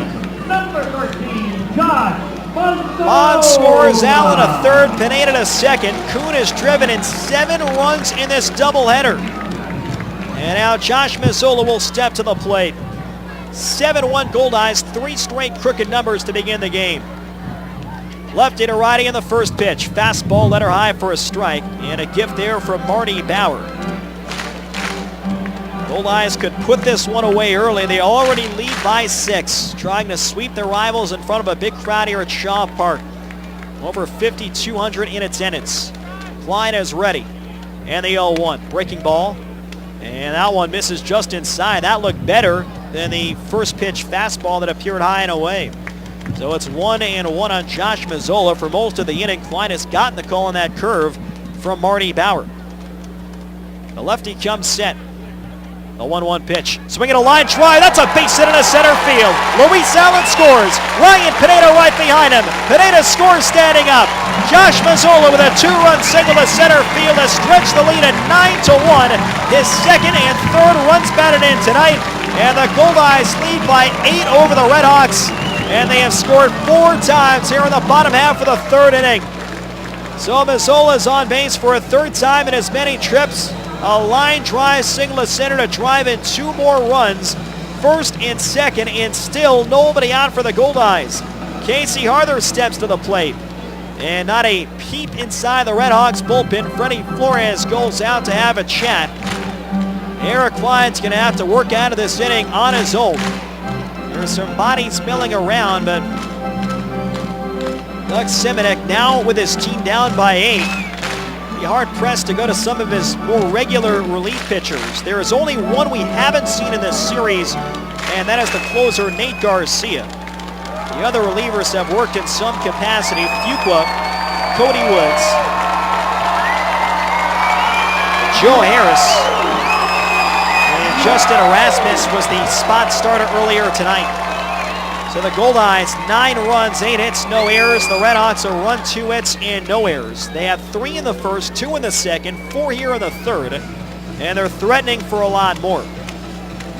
So the conversation finishes. Casey Harther, who, by the way, with a single in the 2nd, extended the hitting streak to 11 in a row. That's one of the tougher things to do in baseball, keep a hitting streak going in a doubleheader, and Casey has done just that. He's 4 for 5 in the 2 games tonight. The first pitch, fastball low and away. 1 ball and no strikes. One thing the RedHawks have to be relieved about is that because it's a doubleheader, this is only a scheduled 7-inning game, but Klein's going to be left out there by Fargo-Moorhead. Fastball on the inside half, 1 ball and a 1 strike. Casey hit it hard to left in the 1st. It was caught by Sawyer Carroll. He ripped an RBI single to left field in the 2nd. He's got 4 driven in the 2 games tonight. 1st and 2nd, nobody out. Fastball driven towards center field. Back into his left is Jackson. He's there, makes the catch, allowed out. Tagging at second base is Kuhn will get to third base without a relay from Zach Penpray. So it turns into a productive out for Casey Harther. A deep drive to center field, a quality plate appearance. Ray Sadler is now stepping to the plate. Sadler has walked twice and he has scored a run.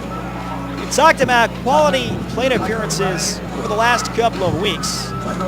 It is something that was popularized by the Boston Red Sox in the mid-2000s. And basically what it charts is not necessarily the result of the at-bat, but the approach of the hitter at the plate. Sadler, a right-hand batter in the first pitch. Fastball high and away, 1 ball and no strikes. And to pick up a quality plate appearance, it's any type of hit, but also a loud out, such as the one made by Casey Harther. A well-struck out is the term that was used by the Red Sox. Here's the 1-0 pitch. Fastball low and inside for ball 2. A productive out, say a runner on second leads off. And as the hitter, you had a ground ball to the right side. Maybe it's not hit hard, but you get the runner over to third. A productive out, that would qualify as a quality plate appearance. Any walker hit by pitch, swinging a foul straight back. And it's now 2 balls and a strike. Or any at bat that lasts 8 pitches or more. Generally 40% quality plate appearances is considered good. 50% very good, and the elite teams will be around 60% quality plate appearances. The 2-1 pitch, big curveball stays high and away. And it's 3 balls and 1 strike. The Goldeyes lead 9-1. We're in the bottom of the 3rd. They've scored 4 more runs. RBIs in the inning from Bon Kuhn and 2 from Josh Mazzola.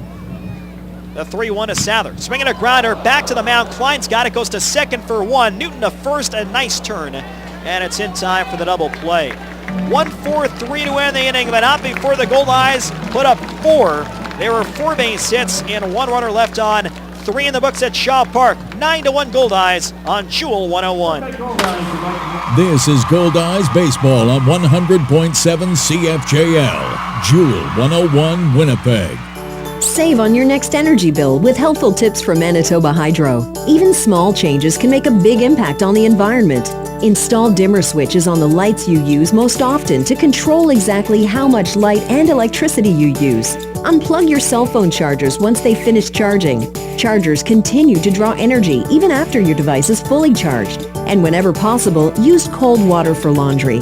For more ways to conserve energy, visit hydro.mb.ca. The only thing better than taking in a Goldeyes game is taking to the water. Now you have a chance to breeze across the lake in your very own Alumacraft boat. At select Goldeyes home games, swing by the promenade before the game and enter to win a V16 Series Alumacraft boat complete with a trailer and a 25-horsepower motor, courtesy of Alumacraft and the Winnipeg Goldeyes. The winner will be drawn during the last series of the regular season. Can't wait? Purchase your Alumacraft boat at Girton Marine in Winnipeg. It's summer, the perfect time to kick back and relax with friends and family. This summer, make it easy on yourself with catering by Chicken Delight.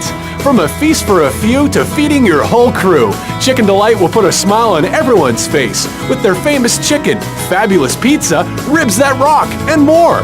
Pick it up or have it delivered.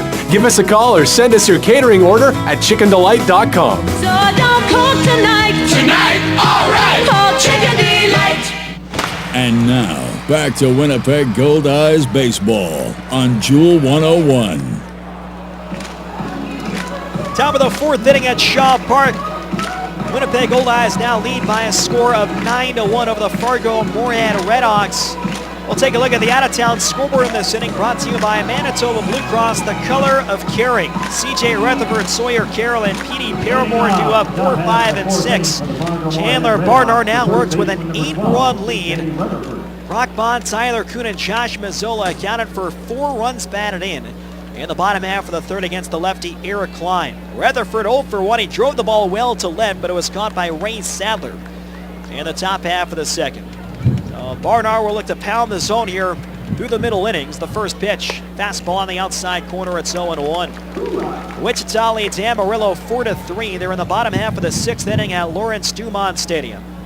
The Grand Prairie Airhawks lead the Sioux City Explorers 5-3. Bottom of the fifth at Quick Trip Park. Rutherford hits it in the air to deep left. Back goes Sadler. Again, he's got some room by the track. Makes the catch. One man down here in the fourth. That one was hit well. This time a slider away, and Rutherford hit it hard to left field, but as was the case in the second, the ball dies in front of the track. And Sadler gets a good beat of the ball, one away in the top of the fourth inning. In the top of the sixth in Sioux Falls, the Canaries, looking for a fourth consecutive win, are beating up on the Gary South Shore Railcats 9-2 at Sioux Falls Stadium. The Kansas City T-Bones are idle tonight.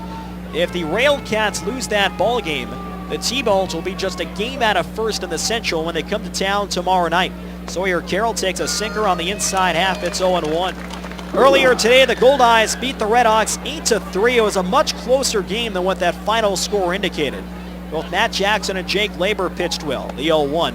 Sinker low and away, and it's now 1 ball and 1 strike. And here in the nightcap of our doubleheader, a 7-inning game. Top of the fourth, the Goldeyes lead 9-1. The 1-1 pitch. Slider low and inside, 2 balls and a strike. Carroll walked with 1 out in the second. He would score in the Brandon Newton base hit through the right side. RedHawks in that inning had an opportunity to really climb back. They had first and third and 1 out following that single, but Newton was caught stealing at second before Dusty Robinson struck out looking. The 2-1 pitch, high and away with a fastball. So it's 3-1 on Sawyer Carroll, originally from Stillwater, Oklahoma, and actually asked Donnie Webb if he had ever come across Sawyer Carroll growing up. They're about the same age, but he said the two would never actually cross paths. Here's the 3-1 pitch. Line drive down the right field line. Hooking, this ball will drop in foul. And the count is 3 balls and 2 strikes. P.D. Paramore waits on deck. Carroll, born in Stillwater, he lives in Jenks, Oklahoma in the offseason. He actually played his college ball, though, at the University of Kentucky in the SEC. Played in 2007 and 2008. Had a couple of great years for the Kentucky Wildcat, perhaps known more for their college basketball program than their baseball program. Carroll at .419 in 2008. Fastball outside, ball 4. So Carroll draws his second walk of the game, and that puts a runner on first with 1 down for P.D. Paramore. Paramore also walked. It came in the 8th pitch in the top half of the second. 9 runs, 8 hits, and no errors for the Goldeyes. A run, 2 hits, and no errors for the Fargo-Moorhead RedHawks. P.D. Paramore, a former college teammate of C.J. Rutherford's at Arizona State University. Paramore playing at Arizona State 2006 through 2008. Rutherford was there 2006 and 2007. A switch hitter left-handed. Barnard delivers. Fastball on the outside corner, 0-1. Many experts of college baseball might say that Arizona State is the greatest program ever in the NCAA. It is certainly in the top 3-5 programs.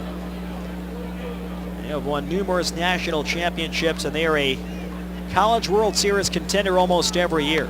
Fouled straight back, and the count goes to no balls and 2 strikes, and there are a few other Arizona State alumni spread throughout the American Association over the last few years. Jason Jarvis, of course, the former Goldeye, was one. He pitched at Arizona State in 2007 and 2008. Paramore, during his junior year, hit .355 for the Sun Devils before getting drafted by the Athletics in the 3rd round. Would get as high as AAA. 1 on and 1 out. We're in the top of the 4th inning. The 0-2 pitch, swinging a ground ball to second. Bond's got it, goes to second for 1. Kuhn to first, double play, and the inning is over. Brock Bond and Tyler Kuhn turn another double play, and the ground ball to second. 4-6-3 to win the inning. No runs, no hits, nobody left on base. Middle of the 4th at Shaw Park. It's 9-1 Goldeyes on Jewel 101. Most days, you can predict what life's gonna throw at you. He's 2 for 2 at bat so far today. But every once in a while... Strike! Oh, he did not see that coming. When life throws you a curveball, Ranger Insurance will protect what's important to you. Whether it's home, life, auto, or commercial, they have a plan that fits your needs. Ranger Insurance, putting relationships first. For the protection you deserve, visit rangerinsurance.ca. Going on vacation can be exciting. Woo! Bon voyage, Winnipeg! But when you're miles away from Winnipeg, the last thing you want to worry about is the security of your home. That's why Commissionaires Manitoba offers a house watch service. They'll do an interior and exterior patrol of your property, bring in your mail, remove snow from your car, even water your plants. Don't leave your house to chance. Leave it to the Commissionaires. Go to commissionaires.mb.ca. Nice day. Want a drink? Yeah, sure. Pass me a Pepsi. Whoa! Do you hear that? Open your Pepsi.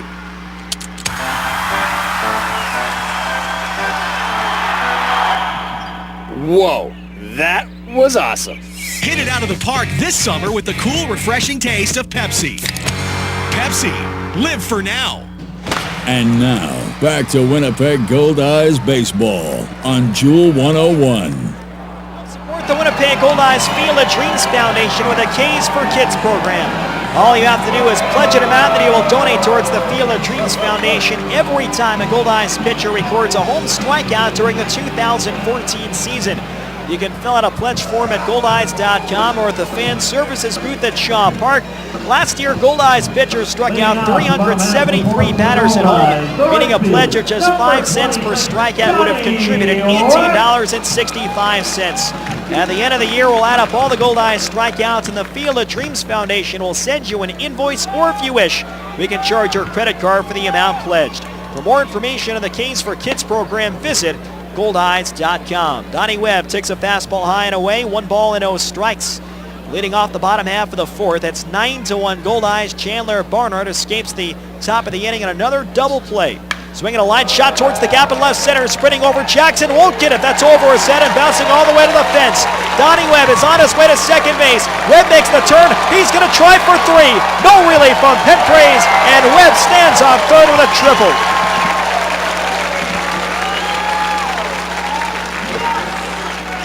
Donnie Webb crushed that to left center field just beyond the reach of the speedy Nick Jackson. You don't often see triples to left center, but you credit Webb. Busted out of the box in a 9-1 score here in the bottom half of the 4th. And he not only gets the triple, he got there standing up. So a chance for the Goldeyes to score in a 4th straight inning. Reggie Abercrombie is 1 for 2. Abercrombie lined to third in the 1st, and then he doubled down the right field line and scored in the bottom half of the 3rd. Eric Klein is out for another inning. Hit in the air deep but foul down the right field line. And the count is 0-1. We will have a fireworks show brought to you by Archangel Fireworks following the nightcap of our doubleheader. That triple by Webb, the 9th of the ball game for the Winnipeg Goldeyes. 9th hit. Eric Klein comes set. Abercrombie crowds the plate in the 0-1 pitch. Hit in the air to deep left field. Looking up is Carroll. And this ball is long gone.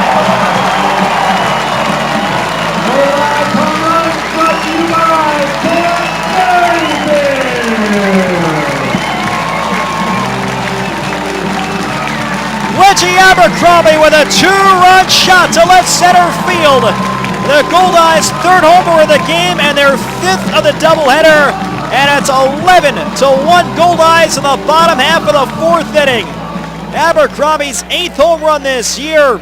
And Winnipeg is up by 10. They have scored 19 runs tonight in the doubleheader as Brock Bond takes a fastball at the knees for strike 1. That home run is brought to you by Home Run Sports. We've got you covered from prospect to pro. Bond, a switch hitter, right-handed. And the pitch, high and outside, 1 ball and 1 strike. Our Home Run Sports home run winner is Brett Riffle. Brett, congratulations. Stop by Home Run Sports to receive your $20 gift card. Goldeyes fans can enter to win all season long. Swing and a miss at a fastball, and it's 1-2. Just stop by Home Run Sports, located on Bishop Brandon, 1 block west of La Jamonier, to enter your name for a chance to win a $20 gift card. And listen for your name called out on the broadcast when a Goldeyes player hits a home run. Bond swings, hits it foul the other way. And it's still 1 ball and 2 strikes. Home Run Sports, get ready for your game. A 4th straight crooked number. 3 in the first, 2 in the second, 4 in the third, 2 in the fourth.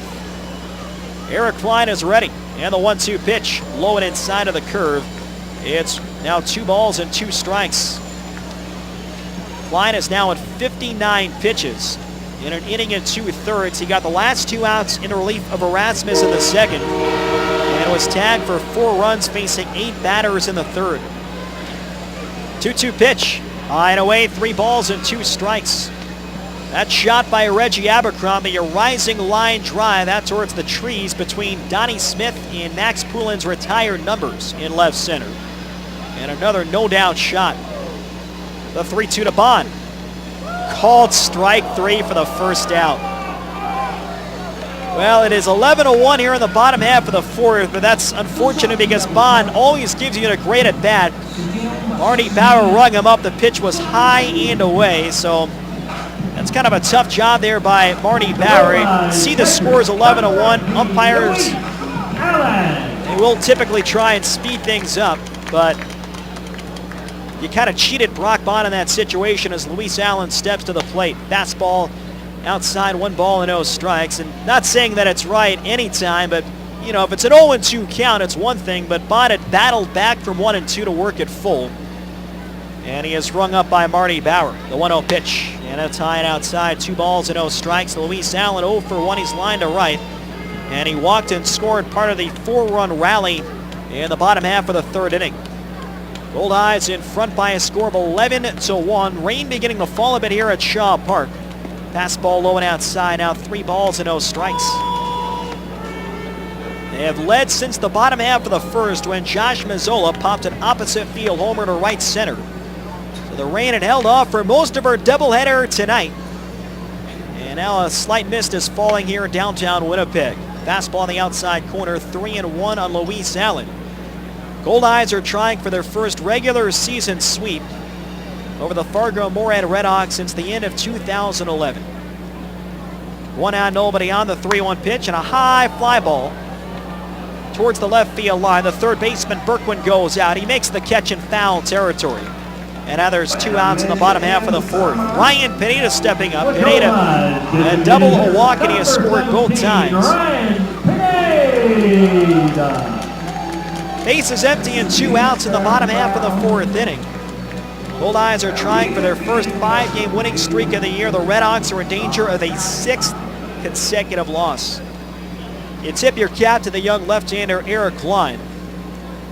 And it's going to be up to him to try and go deeper tonight. Fastball on the outside corner, 0-1. And again, he has excellent stuff. A lefty who's 6'5". He's imposing on the mound. He touches 91 with a fastball. He's got a good sharp curveball. The stuff is definitely there. The 0-1. Fastball high and away, 1 ball and 1 strike. Now with even just a little refinement of the command, he came into this ball game having walked 13 and 16 2/3 innings. The 1-1 pitch, curveball on the outside corner, 1-2.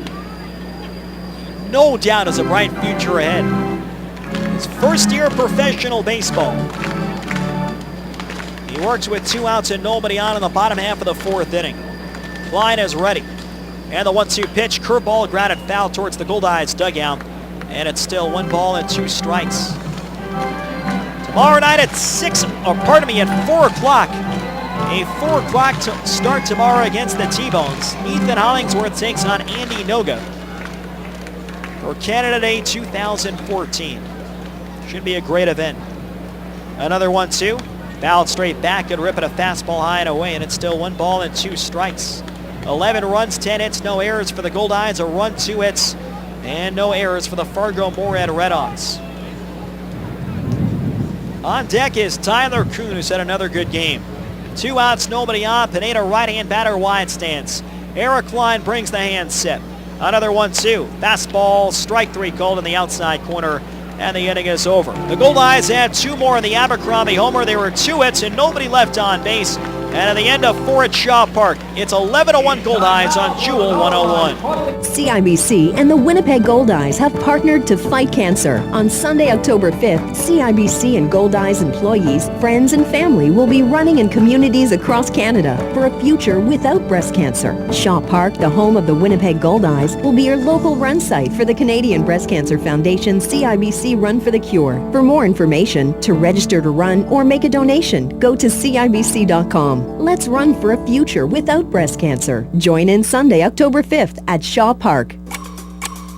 Year after year, after year after year, after year after year, after year after year.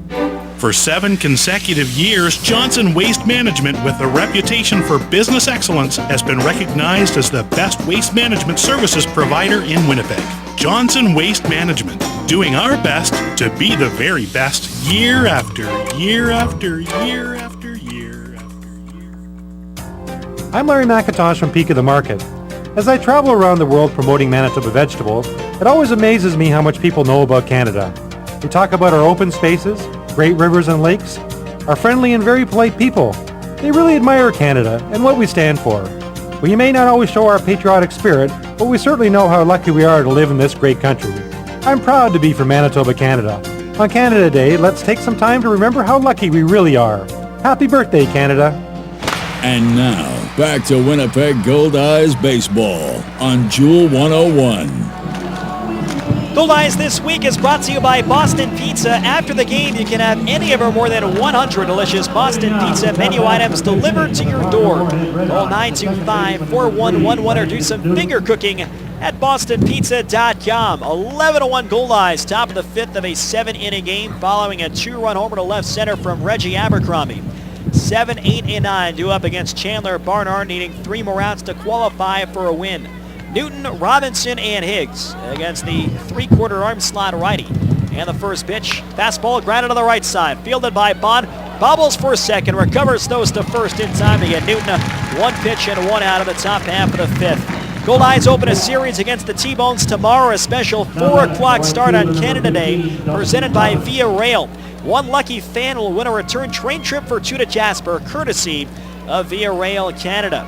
On July 2nd, Game 2 of the series Wednesday night, Pratt's Wholesale Food Service presents the Ukrainian Christmas in July, a 7:05 start. Dusty Robinson takes a sinker on the outside corner for strike 1.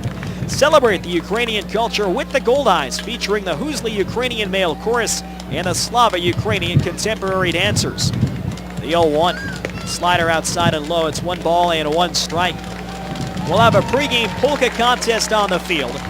And during the game, we'll have a pierogi eating contest presented by Zavala's Ukrainian Deli and Catering. 1-1 pitch. Sinker just outside for ball 2. The Goldeyes will donate $4 from every $14 on-deck ticket to the Ukrainian Canadian Congress Manitoba Council to help purchase medical supplies for Ukraine. 2-1 pitch. That sinker is on the outside edge. It's now 2 balls and 2 strikes. When purchasing your tickets, be sure to mention the promo code Ukraine so the Goldeyes can make the donation. Be sure to check out the Goldeyes specially designed Ukrainian cheer t-shirts. Swing and a foul tip off the mid of Luis Allen. The shirts are just $19.99 and the Goldeyes will also donate $4 for every t-shirt sold. Also on Wednesday, the Goldeyes welcome the Olympic gold medal winning curling team of Jennifer Jones, Caitlin Laws, Jill Officer, and Don McEwen to throw out the ceremonial first pitch. 2-2, fastball inside, and that is ball 3 on Dusty Robinson. So 3 balls and 2 strikes 11-1 Goldeyes are in the top of the fifth, the finale of this 4-game series and the nightcap of the doubleheader. Barnhart's 3-2 to Robinson. Swing and a miss. He got him. Chased a fastball off the plate. And for Chandler Barnhart, his second strikeout. That strikeout brought to you by Manitoba Hydro. Manitoba Hydro reminds you to be safe around electricity. One strike and you're out. Travis Hicks steps up 1 for 1 with a single through the left side. The homestand will finish up on Thursday, July 3rd at 6 o'clock. Start against the T-Bones. The Recycle Everywhere street team and mascot Benjamin will be in attendance. Swinging a ground ball towards the left, tough play. Back in by Kuhn. He slides, gets up, fires to first, and it's in time to get Higgs. And the side is retired. Amazing play by Tyler Kuhn going way in the hole. He slid down to a knee with 1 foot in the outfield. Grass popped up and fired a bullet to Casey Arthur, and Higgs retired. The RedHawks are down in order in the top of the fifth. No runs, no hits, and nobody left on base. Middle of the fifth at Shaw Park. Goldeyes 11, RedHawks 1 on Jewel 101. Summer in Manitoba sizzles all over the place, from our great beaches to our great ballpark. And especially at Goldeyes Grill, where they sizzle up some of the best hot dogs you've ever tasted. Diamond Dogs, the official hot dog of the Goldeyes, custom made by Winkler Meats. Diamond Dogs are naturally smoked, gluten and allergen-free, and made with quality ingredients that deliver full flavor every bite. Try them in the game or pick them up at your local grocer. Diamond Dogs from Winkler Meats. Product quality is their tradition. Stay informed on all the latest news and entertainment with the Winnipeg Free Press. The Winnipeg Free Press gives you the most in-depth local, national, and international news coverage, unrivaled coverage of the arts, and the best in sports. And as the winner of the Canadian Journalism Foundation's 2013 Excellence in Journalism Award, when someone asks, "Where'd you hear that?" and you answer, "I read it in the Free Press," you can always count on having the full story. The Winnipeg Free Press, there for you. Water cooler's out. Never fear! As a powerful elemental, I shall conjure forth a refreshing aquatic spring to quench our thirst. Just, give it a minute. Clean, great-tasting drinking water isn't magic. It's Culligan. Culligan Water has been serving Winnipeg and surrounding areas for 58 years. As a member of the CBWA, you can count on their highly trained staff to deliver the best possible water treatment products and services, drinking water systems, and bottled water. Culligan Water. Better water. Pure and simple. And now, back to Winnipeg Goldeyes baseball on Jewel 101. Bottom of the fifth inning of a 7-inning game. The Goldeyes all over the RedHawks, 11-1. And with this game perhaps out of reach for Fargo, Doug Simonek waving a white flag. He has brought in Sawyer Carroll from left to pitch. He is a left-hand batter but a right-handed defender. And he delivers a fastball away to Tyler Kuhn. It's 1 ball and no strikes. Anthony Cascaden is coming to play left field. Kuhn takes a fastball letter high, and it's 1 ball and 1 strike. So the RedHawks have lost the DH with Carroll coming in to pitch, and Cascaden will bat in the 6-0 once occupied by Petey Paramore. Breaking ball low and inside, and the count is now 2 balls and 1 strike. The final line on Eric Klein, 2 2/3, 6 runs all earned, 7 hits, 3 walks, 2 strikeouts, and he threw 72 pitches. For Sawyer Carroll, this is his second career outing on the mound. The 2-1. Fastball taken high and outside, 3 balls and a strike. Top third for the Goldeyes, Kuhn, Mazzola, and Arthur. He made 1 appearance on the mound and was scoreless as a member of the Tucson Sidewinders in 2012. Fastball high and outside, ball 4, and Tyler Kuhn draws a leadoff walk. The Tucson Sidewinders, the San Diego Padres AAA affiliate at the time. Of course, now their AAA affiliate is in El Paso, the El Paso Chihuahuas, which ultimately forced the El Paso Diablos, longtime members of the American Association, into darkness. So Kuhn is on first. Josh Mazzola stepping up, a home run, a 2-run single, and he's been hit by a pitch. Right-hand batter now has 6 homers on the year. Carroll delivers, fastball high and away. And it's 1 ball and no strikes. Again, Sawyer Carroll is coming to mop up from left field. He's now on the mound, and Anthony Cascaden is in left field, batting 6th in the order. Righty against righty, and the 1-0 pitch fouled back into the right side. It's 1 ball and 1 strike. Sawyer Carroll's got some size to him, tall and skinny. He's listed at 6'4", 215 pounds, a 28-year-old from Stillwater, Oklahoma. 11-1 Goldeyes, bottom half of the fifth. Chandler Barnharder's now qualified for a win. He has thrown 80 pitches over 5 strong innings. Here's the 1-1. High inside, Mazzola had to lean back. That gets away from the catcher, Higgs, and Tyler Kuhn will take second base. That'll be a wild pitch charge to Sawyer Carroll, a runner in second, and nobody out. And a 2-ball, 1-strike count on Josh Mazzola. The Goldeyes, they've not only scored in each of their first 4 team at-bats, they put up a crooked number in each of those. 3 in the first, 2 in the second, 4 in the third, and 2 more in the fourth. They have slugged 3 home runs. The 2-1 pitch. Fastball high, 3 balls and 1 strike. The RedHawks had come in having dropped the final 2 games against the St. Paul Saints, which at the time we thought maybe that's just a blip on the radar, but the Goldeyes on the verge of a sweep as Mazzola drives it a deep left. Back goes Cascade and looking up towards the fence, and it's off the bottom of the fence and back in play. Around third is Tyler Kuhn will score. Mazzola slides at a second with an RBI double, and it's 12-1 Goldeyes in the bottom half of the 5th inning.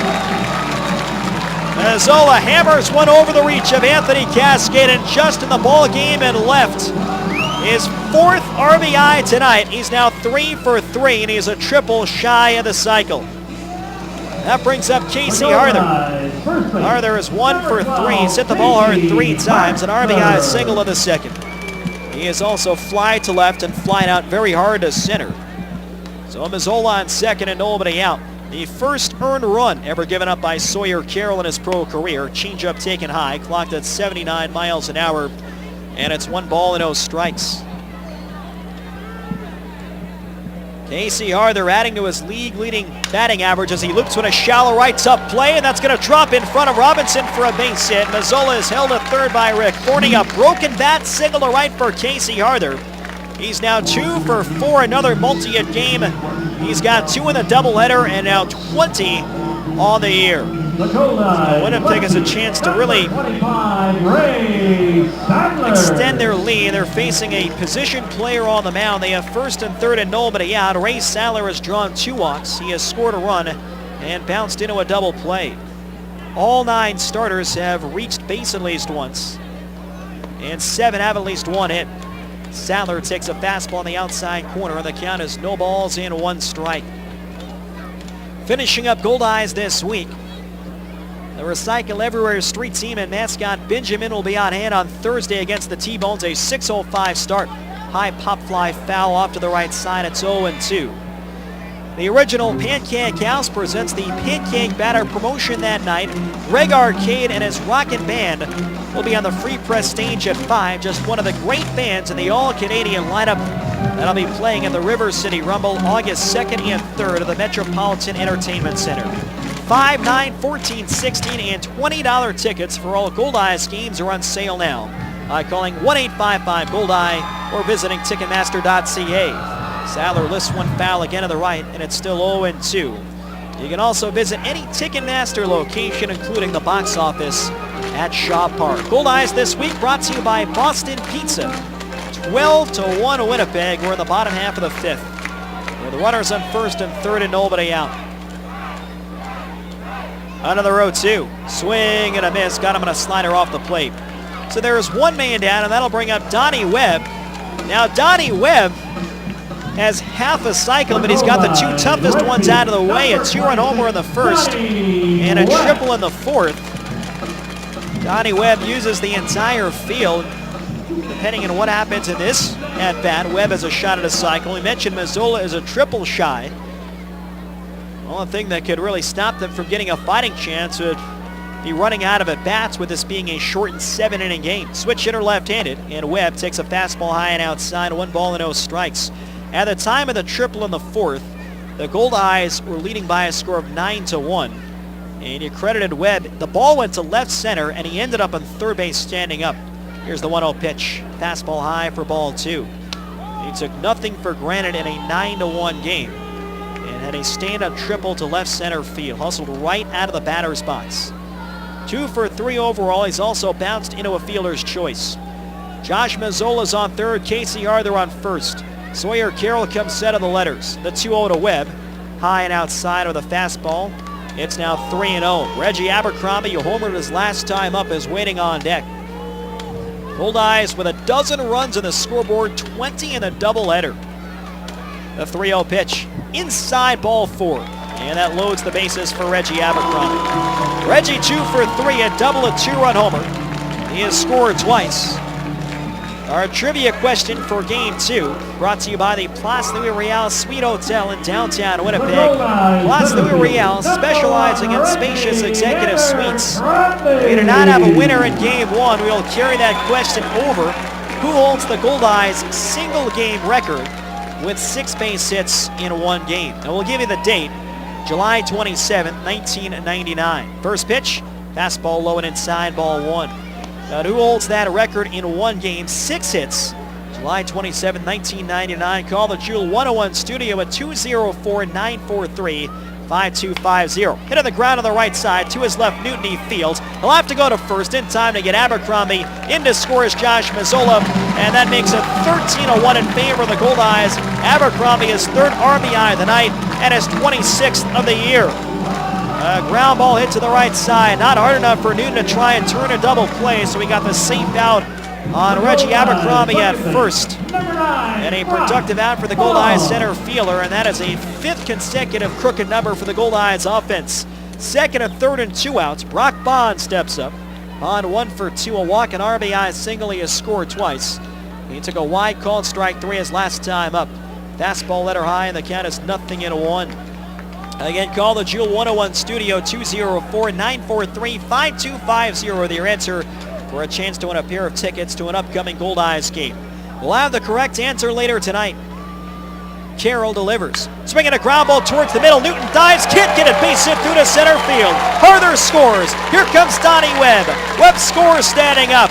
It's a 2-run single up the middle for Brock Bond, who is now driven in 3 tonight. And the Goldeyes lead 15-1 over the RedHawks in the bottom half of the 5th inning. They scored 8 in the opener of the doubleheader, and they have nearly doubled that here in the nightcap. A 2-out, 2-run single to center field for Brock Bond. He now has 5 runs batted in as a member of the Goldeyes. So Sawyer Carroll has allowed 4 here in the inning. And now Luis Allen will step to the plate, 0 for 2 with a walk and a run scored. 1 on, 2 out. Allen, a right-handed batter. 15 runs for Winnipeg tonight. And the pitch, fastball on the inside half. And the count is 0-1. Goldeyes 15 runs on 13 base hits. They've drawn some walks to their advantage over the course of the game. The 0-1, swinging a ground ball behind the bag, a third, a foul ball. And that'll send Brock Bond back to first. It's 0-2. The RedHawks have all but conceded this ball game. They brought Sawyer Carroll in from left field to pitch, and C.J. Rutherford has not been holding runners on in this inning. So the RedHawks 6 defensive outs away from a lopsided defeat tonight. Carroll brings the hand set, now will step back in the rubber. And Doug Simonek's RedHawks still in the race, but in danger of falling 6 games behind the Goldeyes, who will have to regroup. The 0-2, hit on the ground to the right side, moving in front, Newton E. Fields. Newton sets, he throws to first in time to get Allen, and the inning is over. But the Winnipeg Goldeyes had 4 more runs. There were 3 hits and 1 left on base. End of 5 at Shaw Park. It is 15-1 Goldeyes on Jewel 101. Watching the game is something to enjoy. But remember, drinking any alcohol and driving don't mix. Drinking and driving puts you and others in danger. Your best bet is a designated driver who has had no alcohol. Enjoy the game, but whatever you do, don't drink and drive. To keep Manitobans safe behind the wheel, police are increasing enforcement near you. Watch for them. A message from Manitoba Public Insurance. Nothing foggy. Nothing to hide. Everything is crystal clear with Duraco windows. Duraco windows are built to last a lifetime, and they guarantee it 100% with their true lifetime warranty. Feel confident that should a seal fail, a lock break, or a weld crack, you are completely covered. A big investment should be backed big time, so know what you're getting right from the start. The choice is clear. Duraco windows. Go to Duraco.com now to book a free consultation. To some, he is a hero. To others, merely heroic. But to us, he's a Pools Hall of Famer. Raised on highlights and minor league stats, he played his game cards like he played Division 12 slow pitch. To win. Home team? Check. Visiting team? Check. Champion? Check. Be a legend with Sports Select. Pools players won over $7 million last year. Pick the winning teams today at your lottery retailer. Remember, keep it a game. And now, back to Winnipeg Goldeyes baseball on Jewel 101. Top of the 6th inning at Shaw Park. Goldeyes baseball is presented to you by MTS. Get unlimited internet in Manitoba on all your devices only with MTS. Winnipeg added 4 more in the bottom half of the 5th. They have opened up a 15-1 lead, a new season high in runs scored, breaking the 12 they scored in a victory over the Amarillo Sox on May 17th in Texas. Chandler Barnard, plenty of breathing room. He has worked 5 strong innings, allowing a run and 2 hits. He's thrown 80 pitches, and he'll take on the top third Zach Penpraise, Ronnie Berkwin, and Nick Jackson. Goldeyes have put up crooked numbers in all 5 innings tonight. In the bottom of the 5th, they got runs batted in from Mazzola, Abercrombie, and Bond. First pitch, sinker over the inside half, and the count is 0-1. After this series, the RedHawks, they will travel northeast to take on the St. Paul Saints. Here's the 0-1 pitch. Slider checked a swing 1 around 0-2. I should say southeast. It is northeast from Fargo, North Dakota. The St. Paul Saints looking to get back into things themselves, having dropped 9 of their last 11. Swing and a foul tip held by Allen for strike 3. Zach Penpraise chased a fastball high and inside, and there's 1 man down to start the top half of the 6th inning. For Chandler Barnard, his 3rd strikeout. Ronnie Berkwin steps up. You think that Barnard might have a shot here at a complete game. He's thrown 8 complete games in his career, including 1 this season with San Angelo. 1 out and nobody on. Barnard only had 83 pitches. Fastball low and outside, a 1-0 on Ronnie Berkwin, who was 0 for 2. While the Goldeyes 5 defensive outs away from a 4-game sweep. 1-0 pitch, hit in the air down the right field line. That'll drop in for a base hit. Over to cut it off is Donnie Webb, and that'll hold Ronnie Berkwin to a long single down the right field line. You look up and down this RedHawks lineup, 1 through 9, there is just so much experience and guys who have had success in the American Association or other levels of independent baseball. Figure the RedHawks, as they usually do, will make a big second half run. The Saints have dropped 9 of 11. They were firing on all cylinders for quite some time, and you figure they're going to come out of their rough patch. Here's the first pitch. High fly ball to left field, deep but playable for Sadler, moving to his left. Sadler makes the catch, and Nick Jackson is retired on 1 pitch in the top half of the 6th inning. It's 15 runs, 13 hits, and no errors for the Goldeyes. 1 run, 3 hits, and no errors for the Fargo-Moorhead RedHawks. There is a righty warming up in the Fargo bullpen, and it looks like it's the closer, Nate Garcia, who has not worked in this series. Sawyer Carroll mopped things up in the bottom of the 5th. 2 outs and a runner on first base. C.J. Rutherford has crushed the ball twice to left, but both times it has been caught. Barnard delivers. Line the other way, foul, and the count is still balls and a strike. That one banking off one of the Sky Suite windows on the first base side. The Goldeyes, with a win in this game, would win a 5th straight for a first time this year, and they would improve to a league best 28-14. The RedHawks would drop to 2 games over 500 at 23-21, and it would be a 6th consecutive loss. The 0-1 pitch, high pop-up foul the other way. It's 0-2. It was just a week ago the Goldeyes, Saints, and RedHawks were all jockeying for position. It seemed a different team was in first place for quite a while. But Winnipeg beginning to hit its stride. They survived all those road games, 27 of 38 on the road, and the Goldeyes came out with an 18-9 record. And now enjoying some significant time at Shaw Park. The 0-2 pitch, fastball high and inside, 1-2. Casey Harther, by the way, is not holding on Ronnie Berkwin at first. A 14-run lead for the Goldeyes in the top of the 6th of a 7-inning game. Crowd tonight of 5,245. Barnard ready in the 1-2. Swinging a pop-up on the infield. Allen Maskoff in a foul ground is calling for it. Allen makes the catch in foul territory, and the inning is over. Another good inning for Chandler Barnard. No runs, 1 hit, and 1 runner left on base. Middle of the 6th at Shaw Park. It is 15-1 Goldeyes on Jewel 101. We all know that money doesn't grow on trees, but it sure grows in our branches. At Steinbach Credit Union, you get a great interest rate on any of our savings accounts, right from $1. That's right, no minimum balance here. Add to that a complete range of financial products and our unparalleled service, and that could put a smile on anyone's face. So switch to SCU today and laugh all the way from the bank. Steinbach Credit Union, taking care of the world's most important money, yours. At Cal Tire, they are the tire and wheel experts. They have the best selection of tires and wheels in the city, all at prices that can't be beat. If you find a lower advertised price, bring it in and they'll match it or even beat it. This spring, pay attention to your vehicle by taking it to the experts at Cal Tire. It's time to talk to Cal at any one of their 5 convenient Winnipeg locations.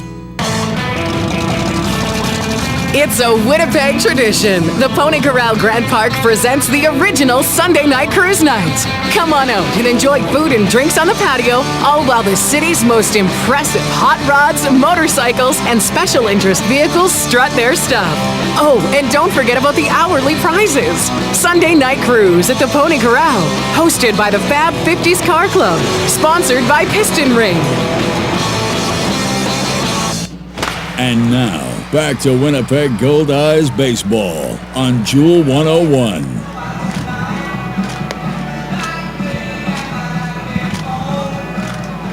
Bottom of the 6th of a 7-inning game. The Goldeyes lead 15-1 over the Fargo-Moorhead RedHawks. Nate Garcia, in what is very much not a save situation, will try and get some work in. It's his first appearance in the series. Garcia's had a great year, 14 games, all in relief. He's 0-1, 11 saves, third most in the American Association. An ERA at 3.46.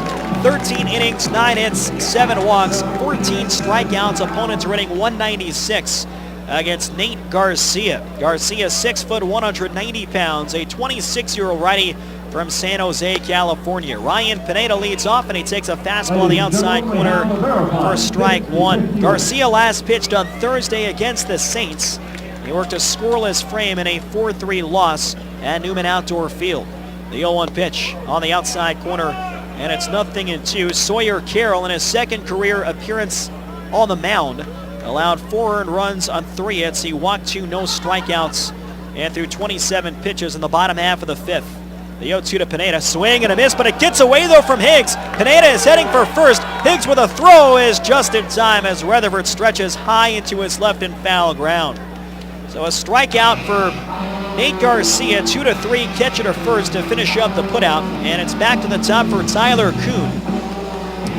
That swing and miss by Ryan Pineda is only the 5th swing and miss by a Goldeyes hitter in this entire game, and hats off to Steve Eitzen, the longtime official scorer, the Winnipeg Goldeyes, for getting us that information. Just 5 swings and misses the entire game. And keep in mind, the Goldeyes have seen 139 pitches combined against now 4 RedHawks pitchers. Tyler Kuhn takes a fastball outside, 1 ball and 0 strikes. Kuhn officially 1 for 2. A single, a walk, and a sac fly is driven in 2 runs. Fastball low and away, and the count 2 balls and 0 strikes. Chandler Barnard looks like he got a shot at a 7-inning complete game. Justin Erasmus is on the hook. He gave up 5 in an inning and a third in the spot start. The 2-0 pitch, low and outside, and the count goes to 3 balls and 0 strikes. Nate Garcia, in his first year as a member of the RedHawks, has 5th professionally, former Tampa Bay Rays farmhand. He has 31 lifetime saves. He had 13 last year in the high A Florida State League for Charlotte. Fastball high and inside, ball 4, 4-pitch walk on Tyler Kuhn. And for the Winnipeg Goldeyes, that is the 8th walk they've drawn tonight. Runner on first and 1 down. So here comes Josh Mazzola, who is a triple short of the cycle. A home run, he's been hit by a pitch, a 2-run single, and an RBI double. It all amounts to a 3 for 3 with 4 runs batted in. He got the scoring started in the first. A solo shot to right center, his 6th of the year. Kuhn not being held at first. And the pitch. Fastball on the inside corner with the letters no balls and 1 strike. Nate Garcia, drafted by the Rays out of Santa Clara University, a 16th rounder in 2010. The 0-1 on the outside corner. It's no balls and 2 strikes on Josh Mazzola. Goldeyes 15, RedHawks 1, bottom half of the 6th. We have a winner for tonight's trivia question brought to you by the Place Louis Riel Suite Hotel. Garcia's 0-2, swing and a miss at a splitter down low. So Mazzola is struck out, 2 away in the inning. That one blocked by Travis Higgs. And Tyler Kuhn is still on first. Casey Harther 2 for 4 with an RBI and a run scored, will step to the plate. Congratulations to Marlene Wright of St. James, who knew that Chad Thornhill owns the Goldeyes single game record for base hits with 6. And he did it on July 27th of 1999 against the Madison Black Wolf, former Northern League franchise. Harther, a right-hand batter, first pitch, fastball high, 1 ball and no strikes. Garcia has faced the Goldeyes once this year. That was June 7th at Newman Outdoor Field. A game in which the Goldeyes lost 4-2. Garcia would get the save, but they put him on the ropes. Swing and a miss at a fastball inside, 1 ball and 1 strike. They put the tying runs on base, and Ray Sadler hit one deep to the warning track and left. It was eventually caught by Sawyer Carroll to end the game. 1 on and 2 out. Garcia's 1-1 pitch. Line drive the other way, that'll slice foul. And the count goes to 1 ball and 2 strikes. In the top of the 7th, it'll be Carroll, Cascaden, and Newton, 5, 6, and 7 due up. And it looks like it'll be Chandler Barnard on a bid for the complete game. He's only at 90 pitches through 6. And he's only given up 3 hits to this great RedHawks lineup. The pitch, swinging a tapper, tough play towards the mound. Garcia fields, tough pop, bare hands throw to first, is in time to get Harther. Nice play by Nate Garcia, the pitcher. And for the first time in the ball game tonight, the Winnipeg Goldeyes are held off the scoreboard. No runs, no hits, and 1 left on base. 6 complete here at Shaw Park. Goldeyes 3 defensive outs away from a 4-game sweep. We'll go to the 7th, 15-1 Winnipeg on Jewel 101. The Best Western Plus Winnipeg Airport Hotel is dedicated to making your stay as easy and carefree as possible. With over 8,000 square feet of meeting space and 213 guest rooms, the Best Western Plus can accommodate events large and small. Their on-site catering team and event planners offer customized menu options and expert service. Book your next corporate event, wedding, or conference at the Best Western Plus Winnipeg Airport Hotel, 1715 Wellington Avenue, or call 204-786-0687 for more information. The rebates are back! The rebates are back! What? The rebates from Reliance Superior Heating and Air Conditioning are back, and I'm not missing out on the great savings this year! The rebates from Reliance are back by popular demand. Right now, when you buy a high-efficiency Lennox furnace and air conditioner from Reliance, you get $2,000 back in rebates. Call Reliance Superior Heating and Air Conditioning now at 204-697-5666 or hurry over to RelianceSuperior.ca today. Some conditions apply. Great golf is just minutes away at Bell Acres Golf and Country Club. Golf 9 or 18 holes on one of the finest championship-style courses in Manitoba. And don't forget to ask about their seasonal memberships. But there's more than just great golf at Bell Acres. Book your next event in their fantastic banquet room. With a friendly staff, fantastic view, and room for up to 220 people. It's perfect for weddings, corporate events, and tournaments. Discover great golf and more at Bell Acres Golf and Country Club. Just 20 minutes from downtown Winnipeg. Visit bellacres.com. And now, back to Winnipeg Goldeyes baseball on Jewel 101. We go to the top of the 7th here at Shaw Park. Chandler Barnard's put together an excellent start. Just 1 earned run and 3 hits over 6. He will try for the 7-inning complete game. It will be his 2nd of the year. Either a complete game 9-inning effort against Brownsville on May 29th while pitching for the San Angelo Colts. And he will go for his 9th complete game of his professional career. First pitch on the way to Tim Alberts, who is pinch hitting for Sawyer Carroll. A fastball taken inside, and the count is 1 ball and no strikes. So Alberts pinch hitting for, I should say, Nate Garcia. Swing and a miss at a slider away. It's 1 ball and 1 strike. The RedHawks lost the DH when Carroll came in a pitch and Cascaden went out to left in the bottom half of the 5th. So this actually would have been Nate Garcia's spot in the lineup. So Alberts pinch hitting. And he swings and tips one foul straight down. It's 1 ball and 2 strikes. Alberts in the opener of the doubleheader went 0 for 3. And he is now 1 for 10 in the series with a double. That came on Saturday night. So Alberts is the pinch hitter. He'll be followed by Anthony Cascaden and Brandon Newton here in the top half of the 7th inning. The 1-2 pitch, swing and a miss. He got him. Chased the slider off the plate. Allen hung on for strike 3. 4 strikeouts for Chandler Barnard. And there's 1 away here in the 7th. It's 15 runs, 13 hits, and no errors for the Winnipeg Goldeyes.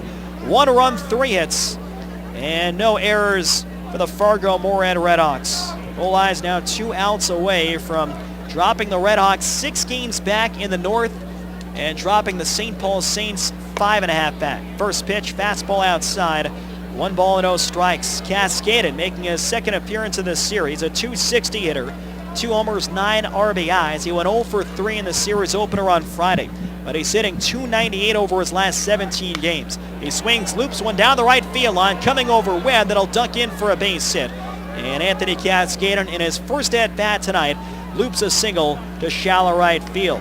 So a runner on first and 1 man down. It's only the 4th hit given up in the game by Chandler Barnard.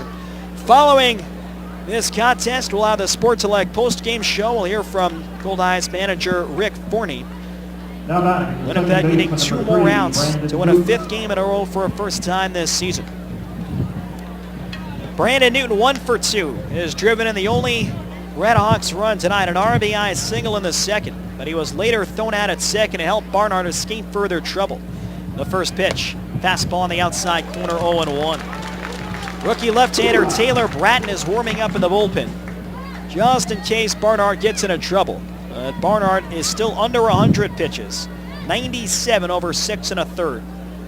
Right into lefty, the 0-1 pitch, swinging a ground ball to second, might end the game. Bond goes to second for 1, Coon to first, double play, and the ball game is over. Chandler Barnard throws a 4-hit complete game over the Fargo-Moorhead RedHawks, and the Goldeyes sweep the 4-game series from their rivals with a 15-1 victory at Shaw Park here tonight. A dominating finish to a great series for the Goldeyes to win a 5th game in a row for the first time in 2014. A plethora of offensive performances throughout this doubleheader, and the Goldeyes with an exclamation point here, a 15-1 victory as they win their 5th game in a row, and Barnard notches his 9th career complete game. Congratulations to Chandler Barnard, who helps the Goldeyes to the sweep. Winnipeg wins it 15-1, and they have won 5 straight ball games. In the 7th inning, no runs, 1 hit, and no one left on. Our final score here at Shaw Park, it's the Winnipeg Goldeyes 15 and the Fargo-Moorhead RedHawks 1. Back with a Sports Select post-game show after this on Jewel 101. Thanks for listening to Winnipeg Goldeyes Baseball. Stay tuned for comments from Goldeyes players and coaches. The Winnipeg Goldeyes Sports Select post-game show is next on Jewel 101. Step into Cub Bakery and you'll feel like you've come home. Cub Bakery, the oldest rye bread bakery in the city, has been making Winnipeg-style rye bread using virtually the same recipe since 1923. But they make so much more than their signature rye. Pick up fresh hearth and pan breads, pastries, and buns, all baked with care to ensure you and your family enjoy only the highest of quality. One taste and you'll understand why they're a Winnipeg tradition. Cub Bakery, always fresh. Is your vehicle's interior looking worn out? Don't sell it, detail it. The Chamois Car Wash and Detail Centers offer a wide variety of professional detailing services that will make your vehicle's interior look great again. From a small spot shampoo to a complete bumper-to-bumper cleaning. Packages start at only $64.95 and include a famous Chamois full-service car wash. No appointment necessary. Come into any of the 3 Chamois locations today: Waverly, Reinders, or St. James. Cheers to the NSA slow pitch team whose uniforms are not uniform at all. Cheers to the times where more prep goes into playing after the game than playing in it. Cheers to the team who carries the cooler to the bench first and then maybe goes back to the van.